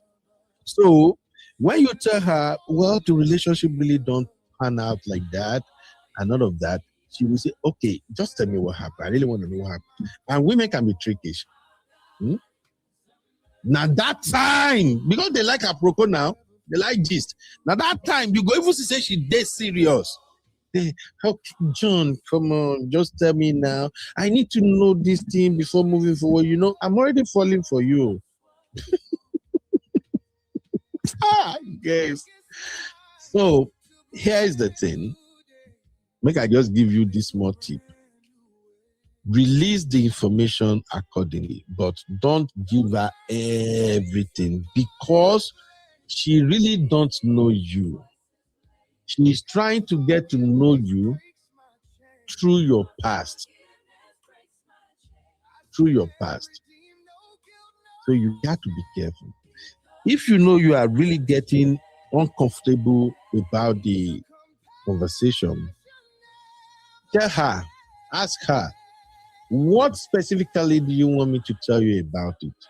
If she say, I want to hear everything, just tell me everything, you know. That's where you start playing game with her too. Tell her, oh, it's a long story, but you know, I really want to tell you, but tell me specifically what part of the relationship you want to know. So if you say, what led to the breakup? At least I like to know what led to the breakup. Just tell her, get her to promise you. Tell her, Okay.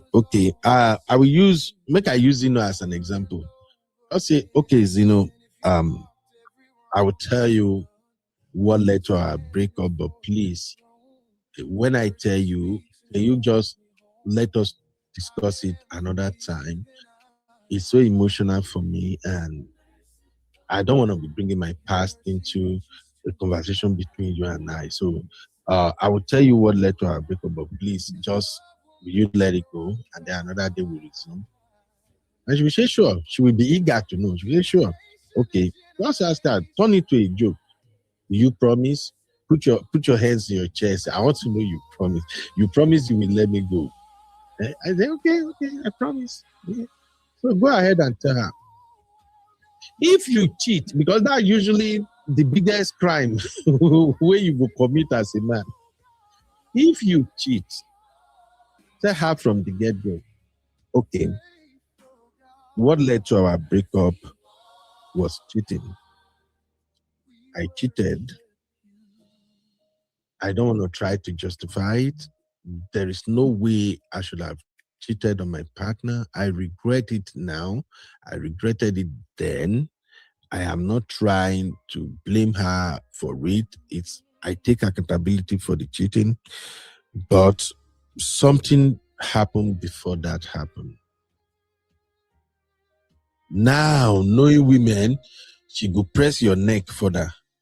Oh, you cheat? Oh, wow. You know, I told you my deal breaker is cheating. I can't deal with a cheater. No, I don't like men that cheat. Yeah. Remind her you are being honest. Let her know you don't want to lie to her. You want to do something serious with her, and you think you really kind of want her, and you don't want to lie. Let her know the reason you admitted that you cheat was because you don't want to lie to her. The crazy part is women like lies. They would rather prefer you even lie yourself, or you tell some long ass, some never ending story. Just go all over the place. I don't know why women enjoying lying to. And like I've always said, if you are a woman who still enjoy men lying to you, please don't go into any relationship. You will have your heart destroyed.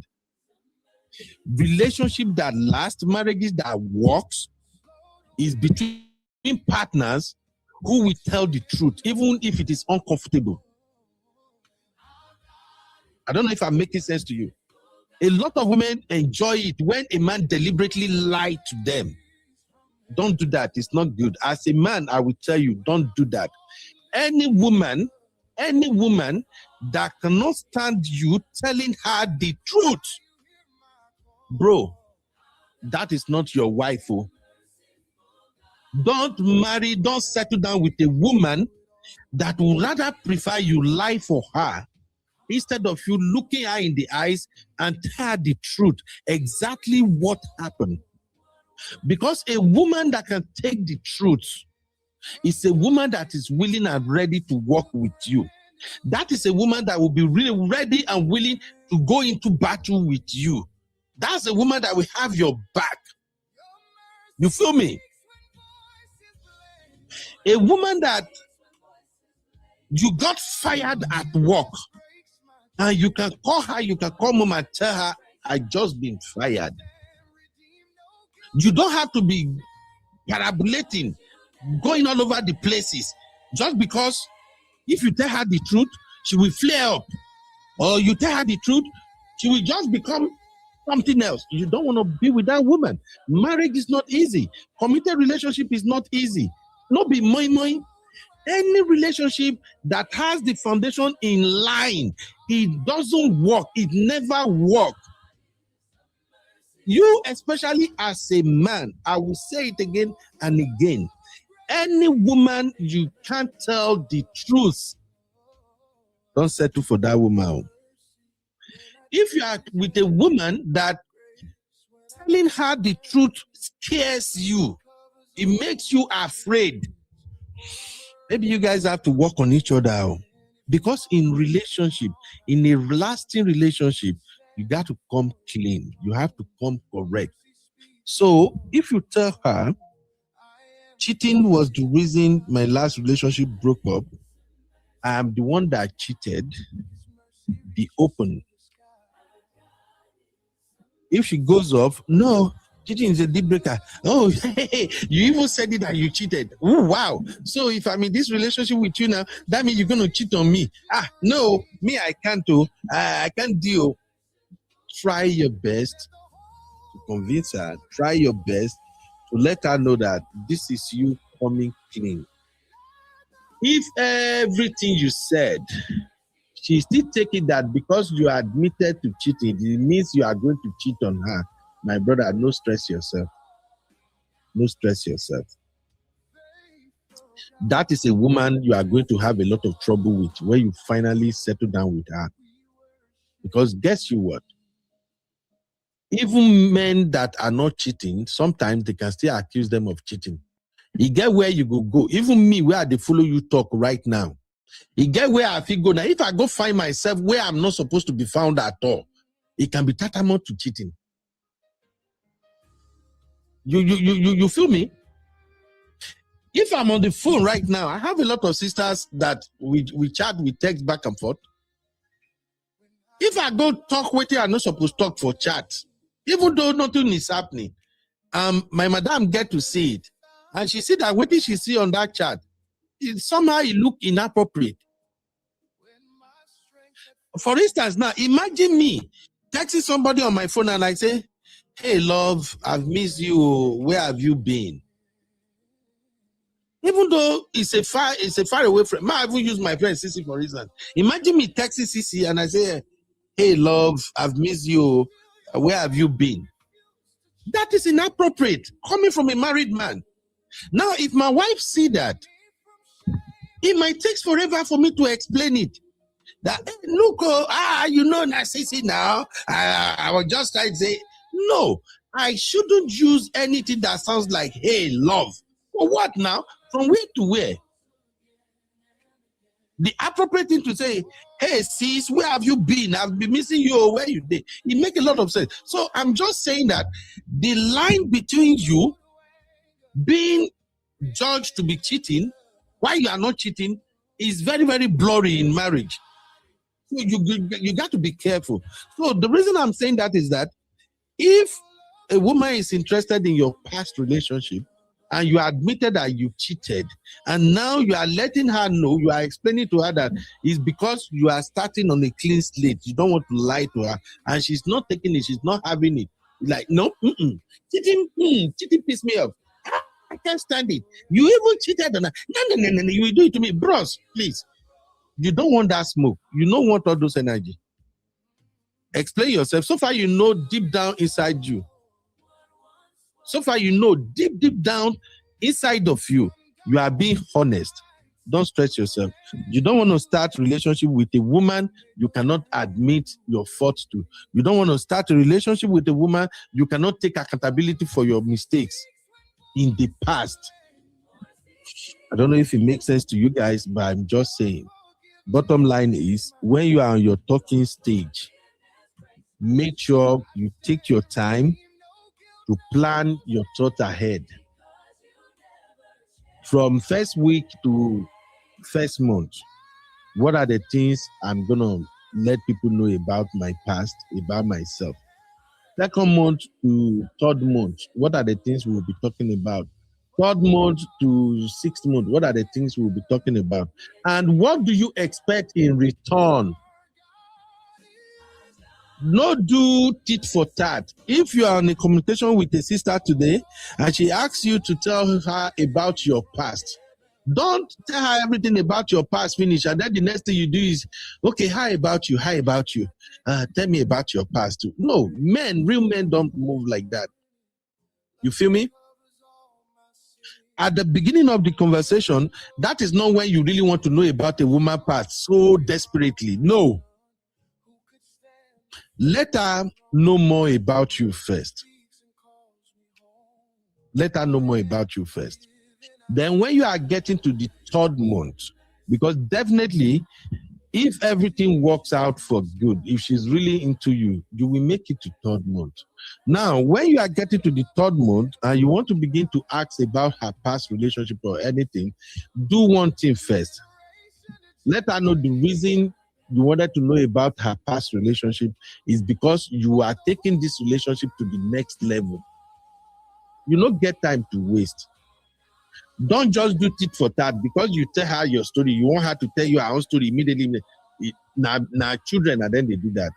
In fact, if you do well, if you play your card very well, she will be the one who gets so comfortable that willingly she will start telling you about the past. And if you feel like he's not even asking me about my past, I don't think he's serious with me, because these sisters, like I tell you, their brain, the way they take wire, we need to pour ice water at times for it to function. So if you feel like, if she's like, you don't even ask me about my past relationship, I don't think you're serious with me. Oh, let her know that I'm going to ask, but I just want you to tell me at your own time. I don't want to rush you. Yes, I know you have your past, but what I'm seeing right now, what is before me right now, is more important to me than your past. I know you will share when you want to share. Some sisters, if they like the way you approach it, they can just say, okay, I'll tell you. But it all boils down to, are you taking the relationship to the next level? And this is where I'm going to draw my final take today.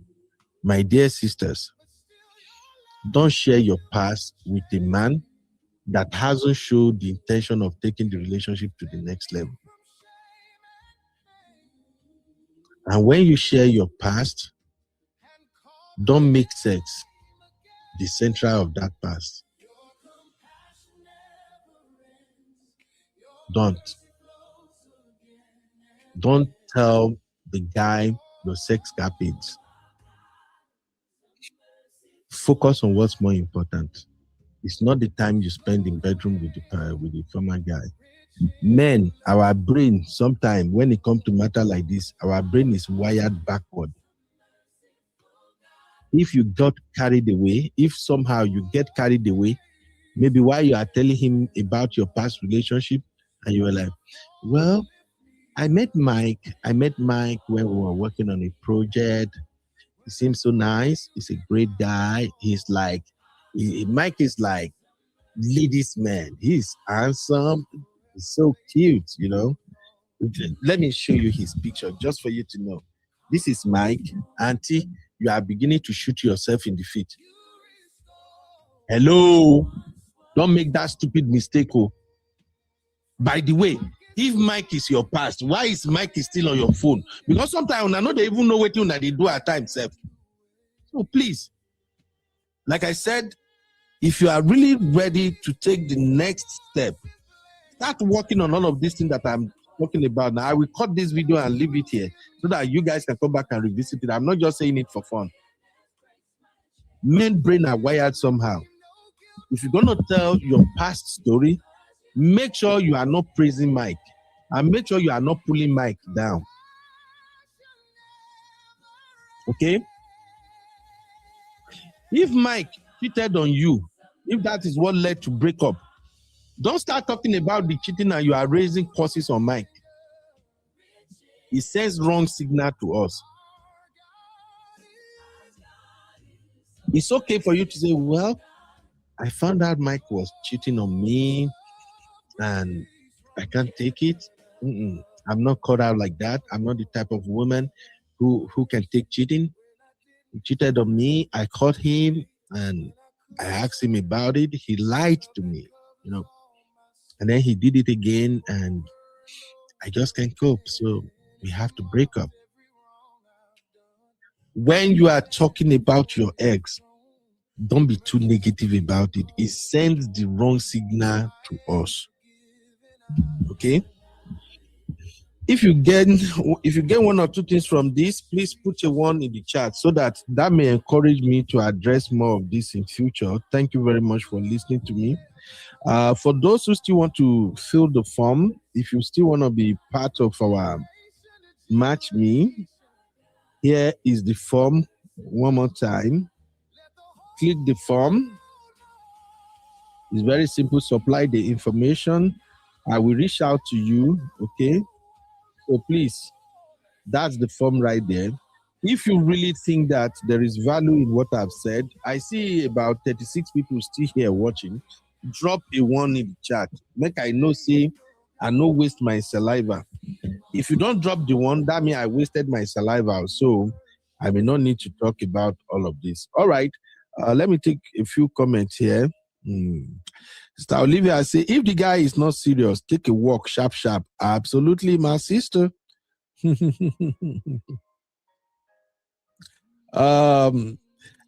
say, everyone just scheming to jackpot or survive. What were you saying earlier, Isa? Let me see if I can see it. Oh yeah, I think Isa asked me a question earlier on if we also cover Nigeria in this match. Absolutely, we cover everywhere. But the only thing I'm not really supporting is, a guy is in Nigeria, you want to find a match in the US or in the UK, and this is not a show for that. Or you dey UK, you dey America, you want to find a match in Nigeria. I'm not really in support of that. Now, don't get me wrong, in the course of this show, you may find husband. You may be in Nigeria and you can find husband in the US. You may be in the UK, US, Canada, and you can find husband in Nigeria. I'm not saying it's not going to happen, but I am not invested in that. I don't want to waste my time to say, oh, somebody is in Nigeria, this person want to meet you. Because sometimes, they plenty pass, so it's not about that. But if you are in the US, you want to find man in US, that's okay. You are in UK, you want to find man in UK, that's fine. Or you are international already. You can fly, you can travel. That is absolutely excellent, okay? So we can do that. So you can fill the form. Once I go through your form, if anything is missing, or once I'm about to present your profile, I will reach out to you with text. If I have to call you, I will call you so that I can have just more background about what you are looking for. And that will now inform me on how I present. So fill the form. The form is free. I'm not collecting shishi from anybody. If tomorrow somebody come and say, did you know you be charging $200 for that? Now lie, I'm not charging a dime. Now, maybe later, because I'm serving a miracle working God. If the show blow, people come plenty. I be Igbo boy, okay? My name na Nnamdi. I be saying me gonna come pay. But right now, it's not about that. But if God say, you know what, I want to bless this guy, people come plenty. Una come begin they disturb me. I be saying me gonna come pay. You know, my name na Nnamdi. That is why my title is Chief Omengboji One of Austin. I like money, but this is not about money, okay? On a serious note, you can share the form across your platform. You have a sister, a brother who is interested, please share the form. If they come here, by grace of God, miracle will happen, all right? Isaiah, thank you. Sister Oshie say I'm making her laugh. Sister Oshie, I better leave me. As I said, you be also, if it's not deliberate, explain to the person and suggest a way to get your attention fast. It shows maturity and respect. Thank you, my sister. That was when I was talking about how you should be matured when you are doing your, what do you call it again? Your talking stage. Oh, Mazi Okonko, how you doing, my brother? God bless you. You're welcome. Our own Mazi Okonko. In fact, Mazi, it be like say you go give me second title now. CCO. CC was hiding here, Sha. All right. Mazi said, correct, Uncle. Getting married is not the same as a girlfriend-boyfriend thing. So attention is needed. Absolutely, absolutely. I'm so big on you giving attention to your woman, a woman giving attention to your man. But more importantly, as a man, giving attention to your woman goes a long way. And I think women have not really taken their time to explain that attention. The way you guys are presenting that attention thing, I laugh at times. Giving attention to a woman is something you do round the clock. It's not just, hey, I sat with her 1 hour now. Maybe I was here, we were together 2 hours. No. No. Giving attention to your woman comes in all shades. Okay?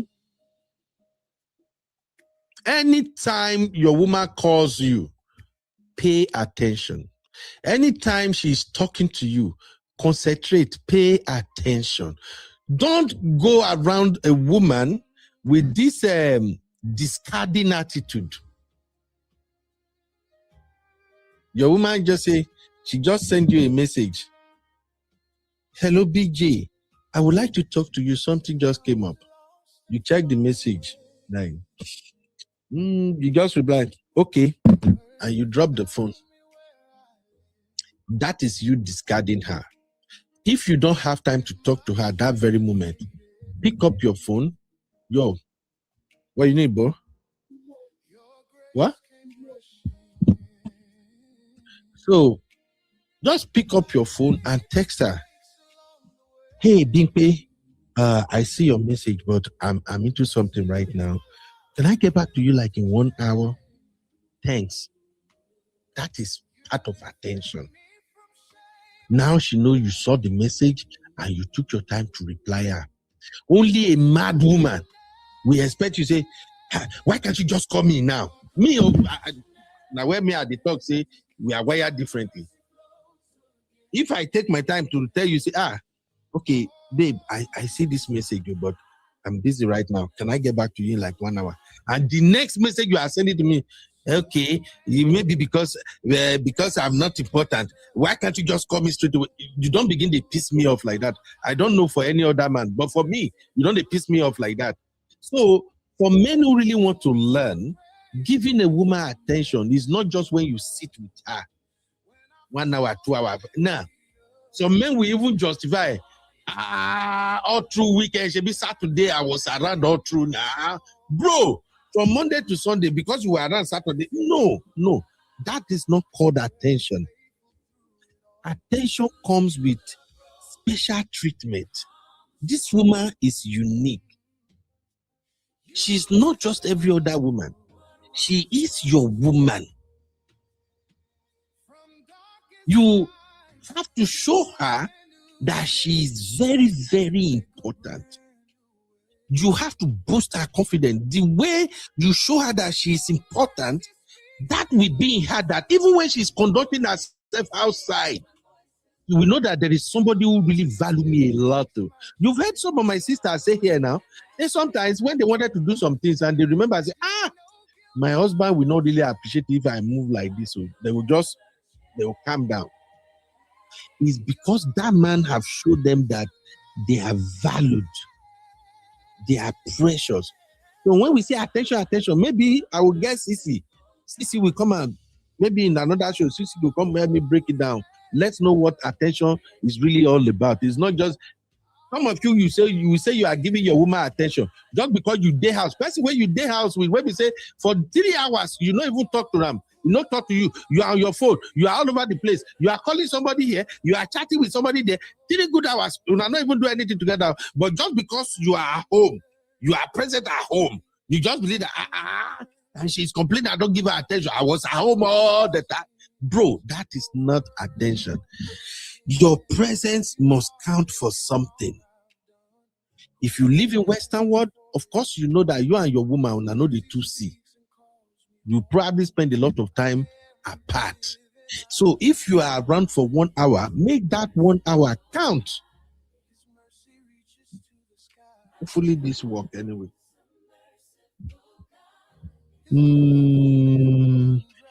All right, Sister Oshe say exactly. There are good women everywhere. It's the brothers who are not serious about what they want. Yeah, it's because they drag their feet. I was saying this yesterday that once a brother wants to be serious with you, he will begin to hesitate. I think I will treat that hesitation in another video. Men, as soon as we get serious with you, and we think that, in fact, the moment we are beginning to consider you as the woman for us, now then we will begin hesitate. From hesitation comes second guessing. Hey, this lady, can she really be the one? That is, have you not seen some sisters that they know say their man is at the verge of proposing, but the guy won't just go ahead with the proposal? Now that one, they made me pity our sisters past. They will know quite well that everything is set. This guy loves me, I love him. Why is he not proposing? No verse. It's because men, when it comes to calling that final shot, when it comes to taking that relationship to the next level, go, we go drag feet. No, we are looking for validation. We are looking for somebody to tell us to go ahead. Even though we've seen everything, say it look perfect, we will still be, Ben, are you sure? Maybe make I talk to my friend. That's when we are looking for people who can just give us that nudge. Say, go ahead, do it. Don't worry. So, sister, please understand this. I will address hesitation on another show. All right? As I say, some guys are shallow. Can't discuss. You throw topics to them, they give shallow take. Yeah, and that is why I'm addressing it now, Ice. That's why I'm telling brothers now. The sisters we have now, they are not like the sisters we have in the past. The sisters we have now, majority of them have acquired universal knowledge. Some of them, they will take you from politics to health to crypto to finance to economics to anything, any topic. These sisters, they are on the top of it. As a brother, you have to do your own too. I've heard some sisters say when they meet a man that can engage them in intellectual conversation, they say it turns them on. I've heard that. I've heard it a couple of times. They say, "Oh man, men who can maintain intellectual conversation turns me on." So, brother, may we try. Just be like me. If you don't know anything about the subject, go open your own Bruno. Enter ChatGPT. No worry. She do not say you don't know much about the topic, but at least you are trying. Anything. Oh man, you guys really don't know what people do for love. I told you when my wife came to the US, they got one show. There was a show that was going on then, but the show was not it wasn't airing on American TV. I don't know whether Paloma. No, not be Paloma. The show after Paloma, where the guy get hair like this, very sexy guy. I've forgotten that show. But now after Paloma, now that show come. That was when my wife came to the US. Did you know that I will be watching the episode? I'll be watching the episode, and then I'll go relate to my to my wife the next day. Man, we do a lot of shit for love. So, brother, listen. If she wants you to engage, do your part. Or sometimes, like some sisters said, all they want to see is effort. Just put in the effort. If you really want to have a great relationship with a woman, you will have to do a lot of things that you are not interested in. But you have to do it because your wife, your partner enjoys it. You feel me? For instance, my madam like action film. All these films where they shoot, shooting all the time, blow people's heads up. My wife likes it. When John Wick, I think John Wick 4 or 5, the Parabellum, that was the title. When that John Wick came out, I don't even know say it don't come out. Now my wife then say, "Babe, I just finished John Wick now. You need to come and watch when you come." I'm like, "John Wick, I don't know." But she say, "Yes, now the Parabellum don't come out." They really, he say, "Babe, this one is bad." All the bad guys, when John Wick catch them like this, if they confirm the shooting, he go put one bullet for their head. My wife is a quiet woman. I can't understand it. How you gentle person, how you take life in when they blow person or blow, po. But guess you what? I sit my butt down. I still watch it with her. When the back, I feel like, but as a man, those are the sacrifices you made. I know they too watched Nigerian movie before, but my madam likes it. Now I'm even enjoying Nigerian movies now because it has become like a tradition. So I'm saying this for you to know that if your woman enjoys certain activities, even if you don't like it, you have to learn it. Later you'll begin enjoying them. On the other hand, your wife too, or your woman, she too will begin enjoying your own activity. All of a sudden, you will just see that both of you are never boring. You will hang around each other. There will never be a dull moment. If your woman likes to talk, you cultivate the habit of listening. It gives joy. When you listen, after a while, you go they learn to talk small. Later, una two go they change and back. You know, it's fun. I'm an extrovert, but you know I can literally stay at home with my wife all day long, and it will not be boring. From we doing a protocol, we discuss something else, everything. Later, we carry ourselves go everywhere. It's always fun. So I'm telling you, brother, don't look at it. I don't like this lady. I don't like the active. No, that's what makes marriage sweet. Learn it. After a while, you will enjoy them. I promise you, you will come back and say, you are right too. I don't even know my wife, they do this, my wife, they do that. Or I don't know, say my girlfriend, they do. You know, it's fun. If she likes movies, you don't like going to the movie, create time to follow her to the movies. I used to be somebody who don't like cinema before. Now it don't be part of my routine now. Because I see the fun where they were going to the cinema. For me, now popcorn. Even sometimes when I'm free, now I'm going to say, guys, what is the next movie? Let us go. Just because when we go to the cinema, if you haven't been to the cinema before, it's fun. There are so many enjoyable things there. The screen is big, everything, I mean, guys, let's go. Because I just want to go carry that bucket of popcorn. I enjoy it when we get there. Everybody, they take the ultimate, they also for myself. You know? It's fun. I don't believe there are boring people. What sometimes makes you think some people are boring is because what they are interested in, you are not interested in it. That's just it. Okay? I should say exactly. I pay a lot of attention to the way a man conversate, most especially his vocabulary.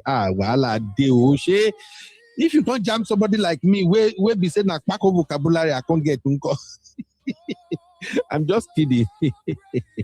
All right. Oh, my sister Akroko with Cruz is back. Yes, Akroko say not all women like deceit. Thank you, my sister. Absolutely. Oh, my brother Bill, what's up, bro? You're welcome. Akroko say, I think it also depends on both individual and relationship. Absolutely. We should say, Uncle Ben, you know women. My sister, they try. I know women small. I have a lot of sisters, and you know they talk to me. I talk to them. I did learn every day.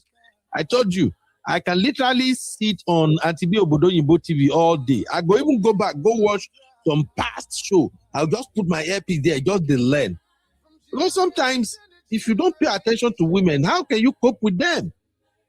You know, women are, in my own small experience, women are the easiest people to convert. I like what? If you do what your woman like, so far not be stupid thing. If you do what a woman like, what makes her happy, it's so easy for them to convert and do what you want. I'm telling you, especially respect. I will tell you, brothers, respect. If you can figure how to respect a woman in everything you do, your woman, you say that your woman, go. If you can figure how to respect her, oh my God. And she get to know, say, oh, my man respects me a lot. Bros, you don't win jackpot. Oh.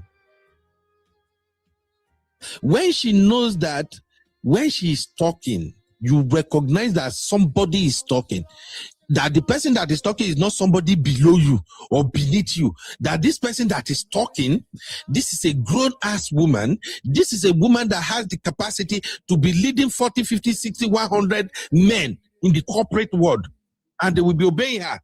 If you just have that the capacity to just imagine that if this woman is my supervisor at work, if she's talking, I will pay attention. You will begin to see the magic. I'm telling you, you will see how it works. If you can just look beyond, you see, no, my wife, I marry her, I pay her dowry. Bro, if you can look beyond that, if you have this attitude that this woman can be my supervisor at work, and if she's talking, I will have to listen. If you start using that approach with your woman, you are beginning to win. So many things that you have to back or shout like madman before your woman will obey. If you are showing her a lot of respect, you are giving her a lot of attention, you are letting her realize that, oh, she's your treasure. You don't need to shout before your woman do some things.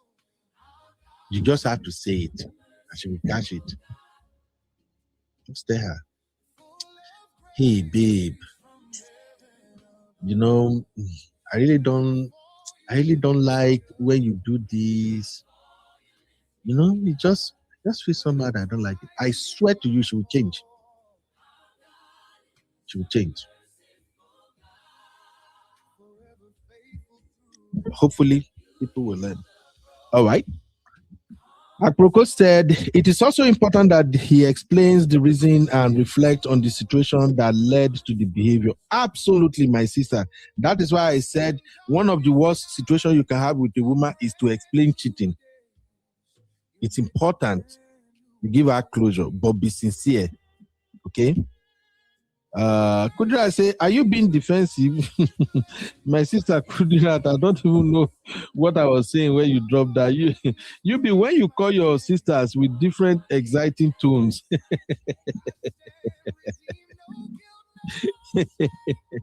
Oh, sister, could you leave me? Oh, as I say, Doris final year 14 school go easy. Oh, I don't copy note tire. Prof, you be easy. Oh, we don't hold now. Thank you. Oh, Uncle Patrick voted one. Thank you, sir. My Bilba, what are you doing here now? You are not in the category of matchmaking. Kofimile. Oshe said one. Harmony said one. They were done, Kuyubi. Thank you very much, my sister. Oshe said you didn't waste your saliva. Or everything you said is so valuable. Oh, thank you very much. I really appreciate it. Comfort Fash, my lovely, pretty sister. It's been a while, sis. I was a hi, you be. A friend is asking that she celebrated her birthday yesterday and Fiance did not post her on his WhatsApp or any social media. She's confused on what to do if the guy is cheating or not. Oh, basically, that one is dicey. Now, I don't know the type of relationship they got going on, okay?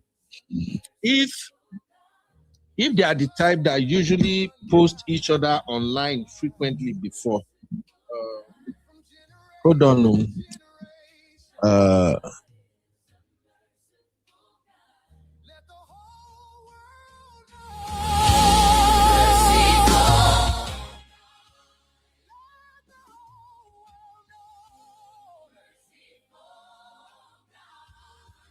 So, Comfort, I don't know what they got going on before, but if their relationship is the social media relationship whereby they usually post each other on their birthday, they put it on their status and do all of that, and now the fence is not doing it, definitely there is problem. There is fire on the mountain. But if the fence happens to be somebody who is not a social media person, if she is the one, if he or she is the one that is forcing the other partner to post them every year when it's their birthday, then you can't blame him or her. I don't know if I'm making sense to you now. I just celebrated my birthday maybe about 2 weeks ago now, and all the real fam, everybody celebrated me. My wife celebrated me, my children, everybody. But my wife did not post me on social media, and I don't even think anything about it. I don't even care. You know why? Because even she herself, she no post herself when she did mark birthday. So it all depends on what they got going on. I'm not going to say it has to do with cheating, but definitely, if this used to be the ritual, if they used to do this a lot before, they post each other, they celebrate each other on social media, and suddenly he's not celebrating her, then there is fire on the mountain. You just have to work on it and get it sorted out. Or he can't even say he forget. And if he forget, he just have to go back and say, happy belated birthday to my person, you know. Case closed. This thing no day too hard, my sister. But thank you for dropping that anyway. Where is the next one? I know see him again. Okay.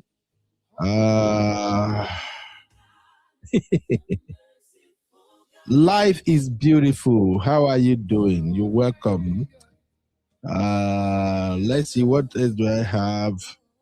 We should say exactly. I like consistent communication, not like a difficult behavior. Thank you, my sister. Chat GBY. That's funny.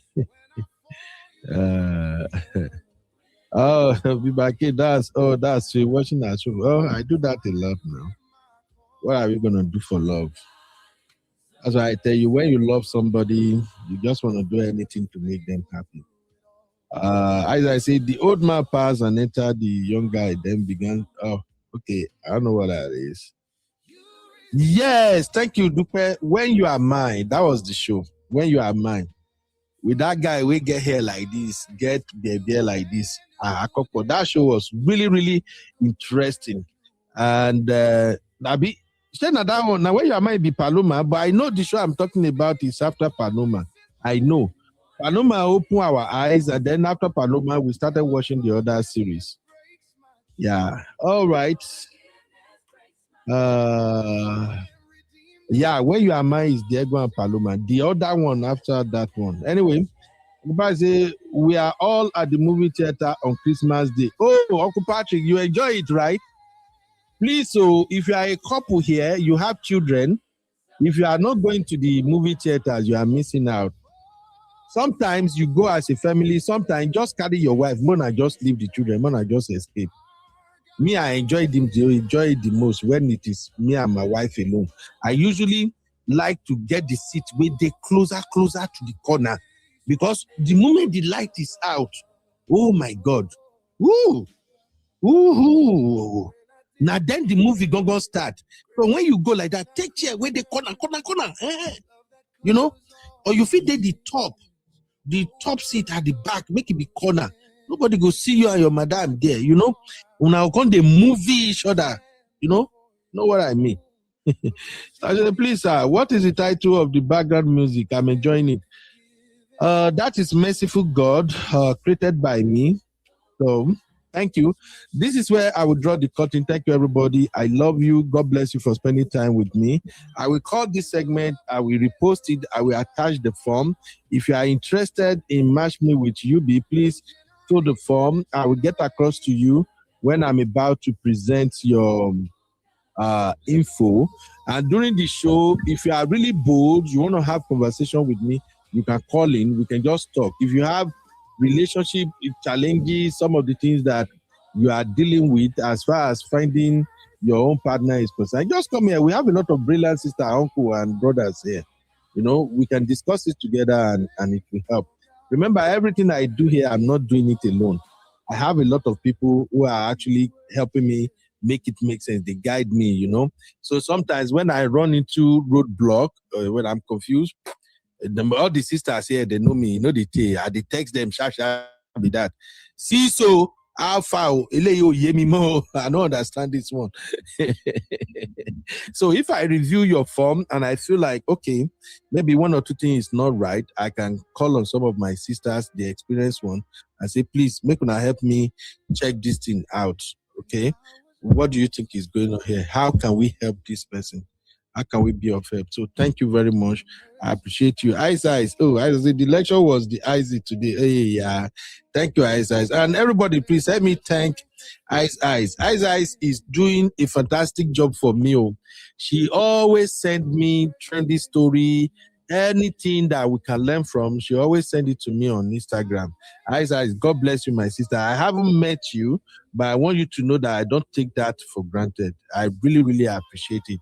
All the sisters that has really helped me on this platform, God bless you. All my brothers and my uncle, God bless you.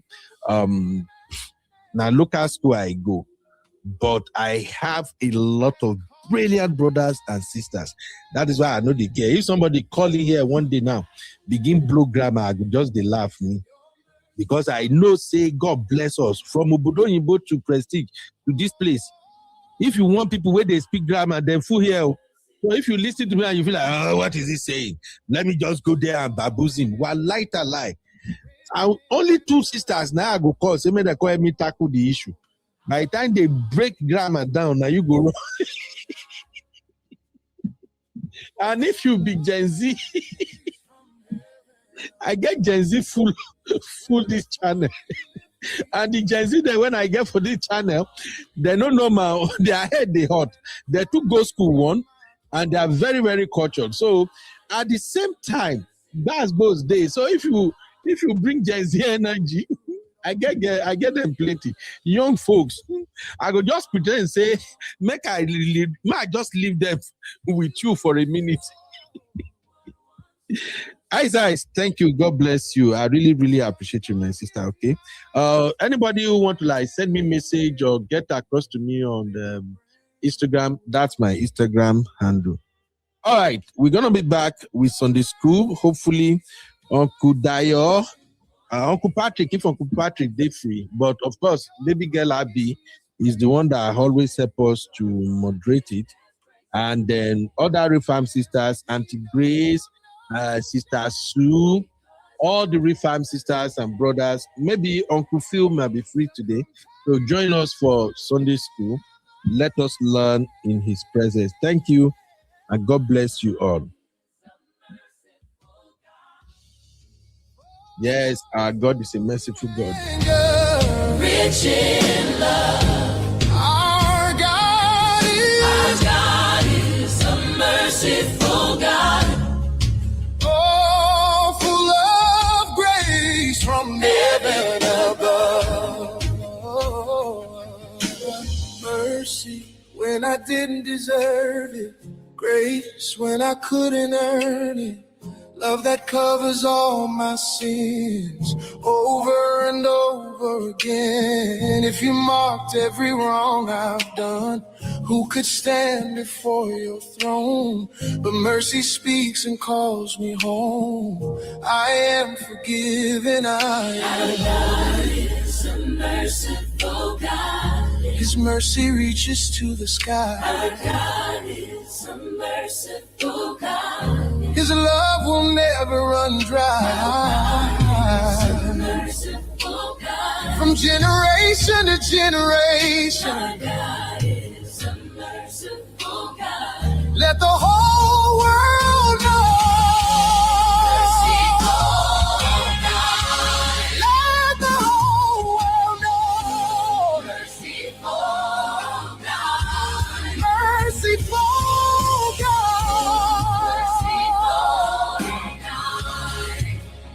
faithful God, merciful God, we worship you.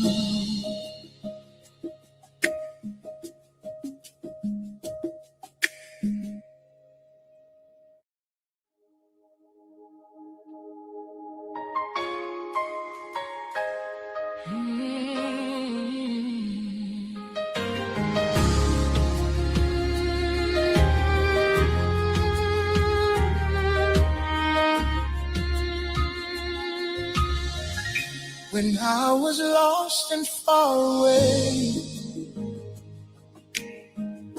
your mercy found me where I lay. When my strength had faded thin, your grace came rushing in. I've made mistakes along the way, but still your love refused to change. set me from shame and pain, and called my name again. Your compassion never ends. Your mercy flows again and again. Oh, our God is a merciful God, slow to anger, rich in love. Our God is a merciful God, full of grace from heaven above. When I fall, you lift me up. When I fall, you lift me up.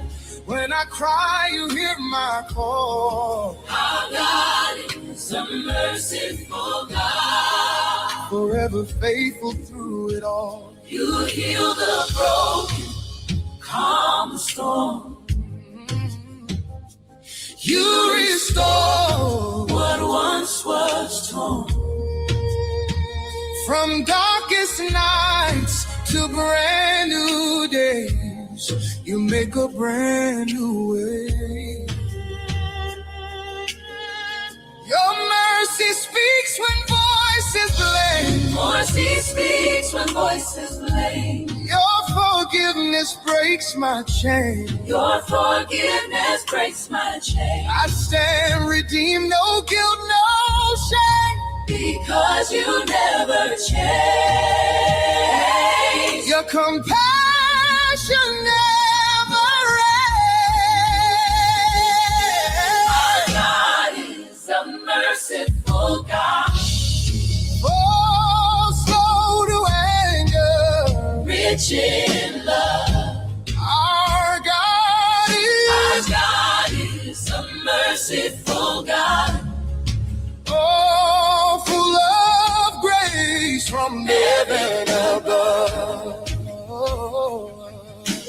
Mercy when I didn't deserve it. Grace when I couldn't earn it. Love that covers all my sins over and over again. If you marked every wrong I've done, who could stand before your throne? But mercy speaks and calls me home. I am forgiven, I am. Our God is a merciful God. His mercy reaches to the sky. Our God is a merciful God. You are watching UB Stories. Like, subscribe, and leave your thoughts in the comment.